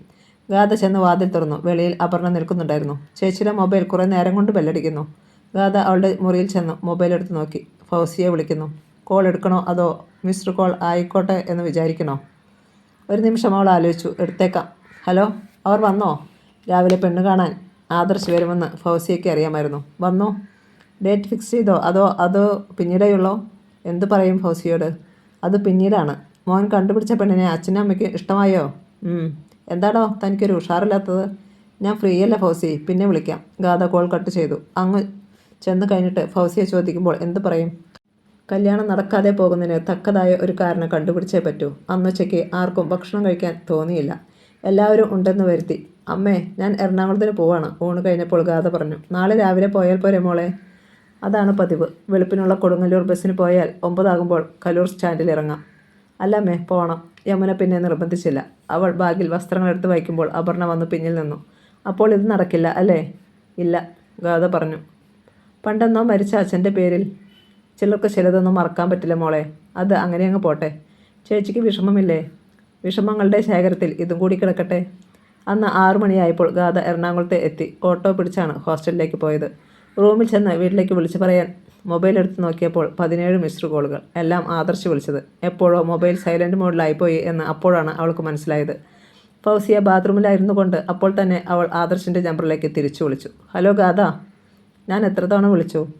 ഫോൺ സൈലൻറ്റിലായിരുന്നു ആദർശ്. ഇനി ഒരിക്കലും എന്നെ വിളിക്കരുത്, കാണാനും വരരുത്. നമ്മൾ തമ്മിൽ ഇനി യാതൊരു ബന്ധങ്ങളുമില്ല. ഗാഥ, ഞാൻ പറയുന്നതൊന്ന് കേൾക്കൂ, അയാൾ അപേക്ഷ പോലെ പറഞ്ഞു. എന്ത് പറഞ്ഞിട്ടും ഇനി ഒരു പ്രയോജനവുമില്ല. നമ്മുടെ വിവാഹം നടക്കുകയില്ല. എനിക്ക് താല്പര്യമില്ല. അതുകൊണ്ട് ദയവ് ചെയ്ത് ഇനി എന്നെ ശല്യപ്പെടുത്തരുത്. കോൾ കട്ട് ചെയ്തിട്ട് അവൾ ഉടൻ തന്നെ മൊബൈൽ സ്വിച്ച് ഓഫ് ചെയ്തു. പിന്നെ അവൾക്ക് സ്വയം നിയന്ത്രിക്കാൻ കഴിഞ്ഞില്ല. അവൾ പൊട്ടിക്കരഞ്ഞുകൊണ്ട് ബെഡിലേക്ക് വീണു. പത്രത്തിൽ കൊടുത്ത വിവാഹ പരസ്യത്തിൻ്റെ പ്രതികരണമായി മൊത്തം 57 ആലോചനകളാണ് വന്നത്. ഒന്നുപോലും ഇടാതെ ഗോപാലകൃഷ്ണൻ സാർ അത് ഒരു നോട്ട് ബുക്കിൽ കുറിച്ചിട്ടു. സൗമ്യ ടീച്ചറുമായി ഇരുന്ന് 57 ആലോചനകളും സൂക്ഷ്മമായി പരിശോധിച്ചിട്ട് അതിൽ നിന്ന് 10 എണ്ണം രണ്ടുപേരും കൂടി തിരഞ്ഞെടുത്തു. ഉദ്യോഗം, പ്രായം, കുടുംബം, വിദ്യാഭ്യാസം, അകലം എന്നിവയ്ക്ക് പ്രധാന പരിഗണന കൊടുത്താണ് തെരഞ്ഞെടുപ്പ് നടത്തിയത്. ആ 10 ആലോചനകളുമായിട്ട് രണ്ടുപേരും രാധാകൃഷ്ണ വാര്യരെ കാണാൻ ചെന്നു. ജനനത്തീയതിയും സമയവും നക്ഷത്രവും അടങ്ങിയ ലിസ്റ്റ് വാര്യരെ ഗോപാലകൃഷ്ണൻ ഏൽപ്പിച്ചു. അരമണിക്കൂറിലേറെ എടുത്താണ് വാര്യർ ഗ്രഹനിലയുണ്ടാക്കി പൊരുത്തവും പാപസാമ്യവും ഗണിച്ചെടുത്തത്. ക്ഷമയോടെ ഗോപാലകൃഷ്ണൻ സാറും സൗമിനി ടീച്ചറും അതുവരെ കാത്തിരുന്നു. സാധാരണ 10 ഗ്രഹനിലകൾ കൊണ്ടുവന്നാൽ പൊരുത്തമുള്ളത് 2 3 മാത്രമേ കാണൂ. സാറിന് ഭാഗ്യമുണ്ട്, വാര്യർ പ്രസന്നമായ മുഖത്തോടെ പറഞ്ഞു. അതെന്താ വാര്യരെ? ഉത്തമ എന്ന് ഒരു സംശയവുമില്ലാതെ പറയാൻ പറ്റുന്ന 4 എണ്ണമുണ്ട്. കൂടാതെ സ്വീകാര്യമായവ വേറെ 2 എണ്ണവും. ഗോപാലകൃഷ്ണൻ സാറിനും സൗമിനി ടീച്ചർക്കും സന്തോഷമായി. ഉത്തമ എന്ന് പറഞ്ഞതിൽ 1-ാം സ്ഥാനം കൊടുക്കേണ്ടത് ഞാൻ അടയാളപ്പെടുത്തിയിട്ടുണ്ട്. അത് ശരിയായി വന്നാൽ വേറെ ഒന്നിനെക്കുറിച്ചും ചിന്തിക്കേണ്ട. ശരി വാര്യരെ, എന്തെങ്കിലും കാരണവശാൽ ആ ആലോചന മുന്നോട്ട് നീങ്ങിയിട്ടില്ലെങ്കിൽ മറ്റുള്ളവ പരിഗണിക്കാം. വാര്യർക്ക് ഉദാരമായി ദക്ഷിണ കൊടുത്തിട്ടാണ് രണ്ടുപേരും വീട്ടിൽ വന്നത്. 1-ാമത്തെ പരിഗണന കൊടുക്കേണ്ടത് ഏത് കുട്ടിക്കാണെന്ന് നോക്കിക്കേ. കുട്ടിയുടെ പേര് ഗാഥ. ഫിനാൻഷ്യൽ എൻ്റർപ്രൈസസിലാണ് ജോലി. 24 വയസ്സ്. ഒന്ന് വിളിച്ചു നോക്കിക്കേ, നമുക്ക് സമയം കളയാനില്ലല്ലോ, സൗമിനി പറഞ്ഞു. അപ്പോൾ തന്നെ ഡയറിയിൽ കുറിച്ചിട്ടിരുന്ന നമ്പറിൽ ഗോപാലകൃഷ്ണൻ വിളിച്ചു. ഉടൻ തന്നെ കോൾ കിട്ടി. എൻ്റെ പേര് ഗോപാലകൃഷ്ണൻ നായർ എന്നാണ്. ഇടയാറന്മുളയിൽ നിന്ന് വിളിക്കുന്നു. കഴിഞ്ഞ ആഴ്ച ഒരു വിവാഹ പരസ്യം കണ്ടു വിളിച്ചില്ലേ? മനസ്സിലായി സാർ, യമുന പറഞ്ഞു. ഗ്രഹനില പരിശോധിച്ചപ്പോൾ രണ്ടുപേരുടെയും ജാതകത്തിന് നല്ല പൊരുത്തം. നമുക്കൊന്ന് ആലോചിച്ചാലോ? അതിനെന്താ, സന്തോഷമേ ഉള്ളൂ. അവൻ ജോലി ചെയ്യുന്നത് തൃശ്ശൂരാണ്. അടുത്ത ഞായറാഴ്ച വന്നാൽ ഞങ്ങൾക്ക് കുട്ടിയെ കാണാൻ പറ്റുമോ? തീർച്ചയായും. അവൾ എറണാകുളത്ത് ഹോസ്റ്റലിലാണ് താമസം. ഞാൻ വരാൻ പറയാം. ഞായറാഴ്ച അവൾ ഇവിടെ ഉണ്ടാവും. ഒരു കാര്യം കൂടി ചോദിക്കട്ടെ, എല്ലാം ഒത്തുവന്നാൽ ഒരു മാസത്തിനകം വിവാഹം നടത്താൻ പറ്റുമോ? അതിപ്പോൾ ഒരു മാസത്തിനുള്ളിൽ എന്നൊക്കെ പറഞ്ഞാൽ? യമുന ഒന്ന് മടിച്ചു. 1.5 മാസത്തിനുള്ളിൽ അവൻ്റെ വിവാഹം നടന്നില്ലെങ്കിൽ പിന്നെ 10 വർഷം കഴിഞ്ഞേ നടത്താം സാർ. ഗോപാലകൃഷ്ണനും സൗമിനിയും പരസ്പരം നോക്കി പുഞ്ചിരിച്ചു. പെട്ടെന്നാണ് സൗമിനിക്ക് വേറൊരു കാര്യം ഓർമ്മ വന്നത്. അതോടെ അവരുടെ സന്തോഷം ഒരു നിമിഷം കൊണ്ട് ചോർന്നു പോയി. ഞായറാഴ്ച ചെല്ലാമെന്ന് അവരോട് പറയണ്ടായിരുന്നു. അതെന്താ? പെണ്ണു കാണാൻ ശ്യാം വരുമെന്ന് എനിക്ക് തോന്നുന്നില്ല. കൊല്ലത്തുള്ള ആ കുട്ടിയുടെ കാര്യം ഞാൻ പറഞ്ഞത് ഓർമ്മയില്ലേ സാറിന്? അത് അവനൊരു ആഗ്രഹം പറഞ്ഞു എന്നേ ഉള്ളൂ എന്നാ ഞാൻ വിചാരിച്ചത്. സീരിയസ് ആണോ? അവൻ്റെ മനസ്സിൽ വലിയ ആഗ്രഹമുണ്ട്. ആ രീതിയിൽ അവൻ സംസാരിച്ചത്. അതേക്കുറിച്ച് നമുക്ക് ചിന്തിക്കാൻ പോലും പറ്റത്തില്ല ടീച്ചറെ. വാര്യർ പറഞ്ഞത് കേട്ടില്ലേ? അവനെ കൊലയ്ക്ക് കൊടുക്കാൻ പറ്റുമോ നമുക്ക്? അത് പറ്റില്ല. ഞാൻ പറഞ്ഞത് അതല്ല സാറേ. ആ കല്യാണം നടക്കത്തില്ലെന്നറിയുമ്പോൾ അവന് വലിയ വിഷമമാകും. ഇനി കല്യാണമേ വേണ്ടെന്ന് അവൻ ചിലപ്പോൾ പറഞ്ഞെന്നിരിക്കും. അങ്ങനെ വന്നാൽ ഞായറാഴ്ച അവൻ പെണ്ണു കാണാൻ വരുമോ? അതേക്കുറിച്ച് ഞാൻ ഓർത്തില്ല. ഇച്ഛാഭംഗത്തോടെ ഗോപാലകൃഷ്ണൻ പറഞ്ഞു. നമുക്കിത് ബുദ്ധിപൂർവ്വം കൈകാര്യം ചെയ്യണം സാറേ, അല്ലെങ്കിൽ അവൻ ഇടഞ്ഞു നിൽക്കും. ടീച്ചർക്ക് ഉറപ്പുണ്ടായിരുന്നു. രണ്ടുപേരും നിശബ്ദരായി അല്പനേരം ഇരുന്നു. എല്ലാം ഒത്തുവന്നപ്പോൾ അപ്രതീക്ഷിതമായി വേറൊരു തടസ്സം. കുറേ കഴിയുമ്പോൾ എല്ലാം മറന്നേനെ. മനസ്സ് വേറൊരു വിവാഹത്തിന് പാകപ്പെട്ടു വന്നേനെ. പക്ഷേ ഇപ്പോൾ കാത്തിരിക്കാനുള്ള സമയമില്ല. ഒരു മാസത്തിനകം വിവാഹം നടത്തിയില്ലെങ്കിൽ അടുത്ത 10 വർഷത്തേക്ക് അവന് മംഗല്യയോഗമില്ല. അതോർത്തപ്പോൾ സൗമിനി നടുങ്ങി. ഇക്കാര്യം തൽക്കാലം ശ്യാമിനോട് പറയണ്ട. അതായത് അവൻ ഒന്നും അറിയാതെ ഞായറാഴ്ച വരട്ടെ. വന്നു കഴിഞ്ഞു മതി അവനോട് സംസാരിക്കുന്നത്, ഗോപാലകൃഷ്ണൻ പറഞ്ഞു. അതല്ലാതെ വേറൊരു പണിയുണ്ട്, സൗമിനി പറഞ്ഞു. അതെന്താ? ആ കുട്ടിയോട് ഞാനൊന്ന് സംസാരിക്കാം. അവൾ വിചാരിച്ചാലേ അവൻ പിന്മാറൂ. അത് ശരിയാണെന്ന് ഗോപാലകൃഷ്ണന് തോന്നി. പക്ഷേ ആ കുട്ടിയുടെ നമ്പർ ടീച്ചറിന് അറിയാമോ? ഇല്ല, അവനോട് തന്നെ മേടിക്കാം. അന്നുച്ചയ്ക്ക് 2 മണി കഴിഞ്ഞപ്പോൾ ശ്യാംകുമാറിനെ സ്കൂളിൽ വെച്ച് സൗമിനി വിളിച്ചു. 2 മുതൽ 2:30 വരെ ശ്യാമിന് ലഞ്ച് ബ്രേക്കാണ്. ഹലോ, എന്താണമ്മേ ഈ നേരത്ത്? സാധാരണ രാത്രിയിലാണ് വീട്ടിൽ നിന്ന് ശ്യാമിനെ വിളിക്കാറുള്ളത്. ഒന്നുമില്ല മോനെ, നീ ഒരു സ്വാതിയുടെ കാര്യം പറഞ്ഞിരുന്നല്ലോ. അതിൻ്റെ നമ്പർ ഒന്ന് വേണം. എന്തിനാ, അവളെ വിളിക്കാനാണോ? അതെ, ജനനത്തീയതി തന്നായിരുന്നല്ലോ. അതുമാത്രം പോരാ ഗ്രഹനില ഉണ്ടാക്കാൻ, കൃത്യസമയം കൂടി അറിയണം. അത് ചോദിക്കാനാ. അല്ലെങ്കിൽ തന്നെ അമ്മയ്ക്ക് അവളോടൊന്ന് സംസാരിക്കണം മോനെ. അവളുടെ നമ്പർ SMS ചെയ്യാം. അമ്മ വിളിക്ക്. വെക്കുവാണേ, കഴിച്ചില്ല ഇതുവരെ. ശരി, വെച്ചോ. സ്വാതിയുടെ മൊബൈൽ നമ്പർ അപ്പോൾ തന്നെ മെസ്സേജ് ആയിട്ട് വന്നു. അപ്പോഴാണ് സൗമിനിക്ക് സങ്കടം വന്നത്. ആ കുട്ടിയോട് ഞാനിത് പറയും സാറേ. ഒരുപാട് ആഗ്രഹിച്ചു കാണും. അതിപ്പോൾ അറിഞ്ഞിരുന്നു കൊണ്ട് നമുക്കത് നടത്താൻ പറ്റുമോ ടീച്ചറെ? ഇല്ല, എന്നാലും അതിന് വലിയ വിഷമമാകും. തന്നെയുമല്ല, നമുക്ക് പറയാനുള്ളത് അവളെ കൊണ്ട് ചെയ്യാൻ പറ്റാത്ത കാര്യമല്ലേ. പക്ഷേ കുട്ടി പറഞ്ഞാലേ അവൻ പിന്മാറൂ. അധിക ദിവസം ബാക്കിയില്ല. അതിനുള്ളിൽ സൗമിനി ഒരു നിമിഷം നിശബ്ദയായിരുന്നു. എന്താണ് പറയേണ്ടതെന്ന് ഒന്നുകൂടെ ആലോചിച്ചിട്ട് ഞാൻ വിളിക്കാം സാറേ. അത് മതി. പക്ഷേ ഇന്ന് തന്നെ. ടീച്ചർ തലകുലുക്കി. കോച്ചിങ് സെൻറ്ററിൽ നിന്ന് ഇറങ്ങിയപ്പോൾ സ്വാതി വാച്ചിലൊന്ന് നോക്കി. സമയം 2:10 2:30 റെയിൽവേ സ്റ്റേഷനിലെത്താൻ കഴിഞ്ഞാൽ ഐലൻഡ് എക്സ്പ്രസ് കിട്ടും. അവൾ വേഗം ഹൈസ്കൂൾ ജംഗ്ഷനിലേക്ക് നടന്നു. നാളെ അമ്മയുടെ ഒരു കൂട്ടുകാരിയുടെ മകളുടെ കല്യാണമാണ്. ചേരവള്ളിയിലാണ്. അവൾക്കൊരു സമ്മാനം കൊടുക്കാൻ അമ്മയ്ക്ക് ഇന്ന് പോകണം. നേരത്തെ വരാൻ പറ്റുമോ എന്ന് രാവിലെ അമ്മ ചോദിച്ചിരുന്നു. ഐലൻഡ് എക്സ്പ്രസ് കിട്ടിയാൽ 4 മണിക്കെങ്കിലും വീട്ടിലെത്താൻ കഴിയും. ബസ് സ്റ്റേഷനിൽ ചെന്നപ്പോൾ തന്നെ കുട്ടിയത്തിനുള്ള ഒരു പ്രൈവറ്റ് ബസ് അവൾക്ക് കിട്ടി. നല്ല തിരക്കുണ്ടായിരുന്നെങ്കിലും അവൾ അതിൽ കയറി. സ്റ്റേഷന് മുന്നിൽ ബസ് ഇറങ്ങിയപ്പോൾ 2:30 ആയിട്ടില്ല. റെയിൽവേ സ്റ്റേഷനിൽ ചെന്ന് നോക്കിയപ്പോൾ വണ്ടി 15 മിനിറ്റ് ലേറ്റാണ്. സമാധാനമായി 2:45 വരും. ഓവർ ബ്രിഡ്ജ് കയറി അവൾ 2-ാം നമ്പർ പ്ലാറ്റ്ഫോമിലേക്ക് ചെന്നു. സീസൺ ടിക്കറ്റ് ആയതുകൊണ്ട് സ്ലീപ്പർ ക്ലാസ്സിൽ കയറാൻ പാടില്ല. ഏറ്റവും പിന്നിലുള്ള ജനറൽ കമ്പാർട്ട്മെൻറ്റിൽ കയറുന്നതാണ് സൗകര്യം. കായംകുളത്ത് ചെന്നാൽ റോഡിലേക്ക് പോകാൻ ദൂരം കുറയും. ജനറൽ ബോഗി വരാൻ സാധ്യതയുള്ള സ്ഥലത്ത് ചെന്ന് സ്വാതി നിന്നു. ഷോൾഡർ ബാഗിൽ നിന്ന് അവൾ മൊബൈൽ എടുത്തു നോക്കി. മിസ്ഡ് കോളുകൾ ഒന്നുമില്ല. പെട്ടെന്ന് പിന്നിൽ നിന്ന് അവളുടെ ചുമലിൽ ആരോ കൈവച്ചു. ഞെട്ടിത്തിരിഞ്ഞു നോക്കിയപ്പോൾ ചിരിയോടെ റിംസൺ നിൽക്കുന്നു. സ്വാതി പേടിച്ചു പോയോ? കൈയെടുക്ക്, അവൾ പറഞ്ഞു. അവൻ കൈ പിൻവലിച്ചു. ഞാൻ നേരത്തെ വന്ന് സ്വാതിയെ കാത്തു നിൽക്കുകയായിരുന്നു. ബസ്സിൽ കയറുന്നത് ഞാൻ കണ്ടു. എനിക്കറിയാമായിരുന്നു നീ ഇവിടെ തന്നെ വരുമെന്ന്. അവൾ മിണ്ടാതെ മുഖം തിരിച്ചു നിന്നു. കോച്ചിങ് സെൻറ്ററിൽ വെച്ചാകുമ്പോൾ സംസാരിക്കാൻ സൗകര്യം കിട്ടത്തില്ല. നീ നിന്ന് തരത്തില്ലല്ലോ. സഹായിക്കാമെന്ന് വെച്ചാൽ അത് വേണ്ടെന്ന് വയ്ക്കുന്ന പെണ്ണുങ്ങളുണ്ടോ? എനിക്ക് ആ സഹായം വേണ്ട. സ്വാതി, നീ നല്ലൊരു ചാൻസാണ് കളയുന്നത്. രാവിലെ വഞ്ചിനാടിന് അവിടെ നിന്ന് വന്നാൽ മതി. തിരുവനന്തപുരത്തിന് ടിക്കറ്റ് എടുക്കണം. ഏത് ബോഗിയിലാണെന്ന് പറഞ്ഞാൽ മതി. ഞാൻ ഇവിടുന്ന് കയറിക്കോളാം. പട്ടത്തൊരു ഫ്ലാറ്റിലാണ് പുള്ളി താമസിക്കുന്നത്. നമുക്ക് ഓട്ടോയിൽ പോകാം.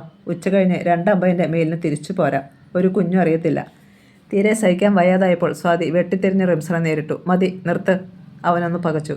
ബാഗിൻ്റെ സിബ് തുറന്ന് അവൾ വേഗം മൊബൈൽ എടുത്തു. വിമൻ ഹെൽപ്പ് ലൈൻ നമ്പർ ഞാനിതിൽ സേവ് ചെയ്തിട്ടുണ്ട്. ഒരൊറ്റ കോൾ മതി. പോലീസ് വന്ന് നിന്നെ തൂക്കിയെടുത്ത് കൊണ്ടുപോകും. വാക്കുകൊണ്ടോ പ്രവൃത്തി കൊണ്ടോ സ്ത്രീയെ ശല്യപ്പെടുത്താൻ ശ്രമിക്കുന്നത് ക്രൈമാണെന്ന് നിനക്കറിയില്ലായിരിക്കാം. പക്ഷേ എനിക്കറിയാം. അവളുടെ കണ്ണുകളിൽ നിന്ന് തീ പാറി. റിംസൺ പല്ലുകൾ ഞെരിച്ചു. പക്ഷേ വേറൊന്നും പറയാൻ ധൈര്യമില്ലാതെ പിന്തിരിഞ്ഞു നടന്നു. പ്ലാറ്റ്ഫോമിലെ ആൾക്കൂട്ടത്തിൽ മറഞ്ഞു. സാധ്യ ഒന്ന് കിതച്ചു. അടുത്ത കാലത്തൊന്നും ഇതുപോലെ ക്ഷോഭത്തോടെ സംസാരിച്ചിട്ടില്ല.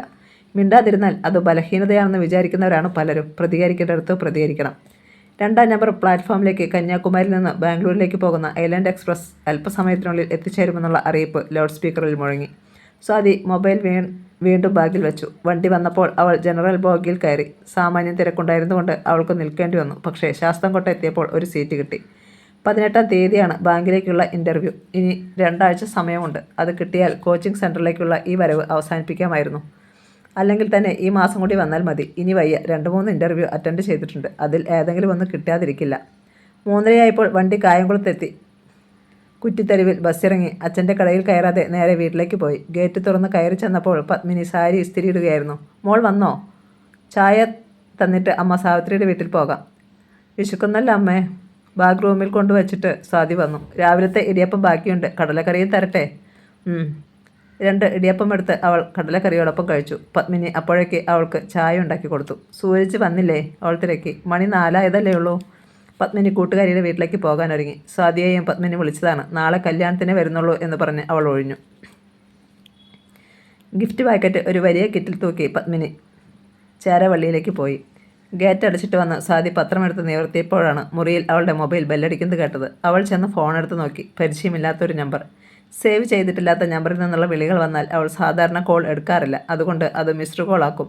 വീണ്ടും വിളി ഉണ്ടാകാറില്ല. അപ്പോൾ മനസ്സിലാകും അത് വേണ്ടാത്ത ഒരു കോളായിരുന്നു എന്ന്. ബെല്ലടിച്ച് നിൽക്കുന്നതുവരെ അവൾ മൊബൈൽ കയ്യിൽ വെച്ച് കൊണ്ടുനിന്നു. ബെല്ലടി അവസാനിച്ചപ്പോൾ അവൾ അത് മേശപ്പുറത്ത് വെച്ചു. പക്ഷേ അടുത്ത നിമിഷം തന്നെ വീണ്ടും വിളി വന്നു. ഹലോ. കോളെടുത്ത് അവൾ മൊബൈൽ ചെവിയോട് ചേർത്തു. സ്വാതിമോളല്ലേ? ഒരു സ്ത്രീസ്വരം ചോദിച്ചു. അതെ, ഞാൻ ശ്യാമിൻ്റെ അമ്മയാണ്.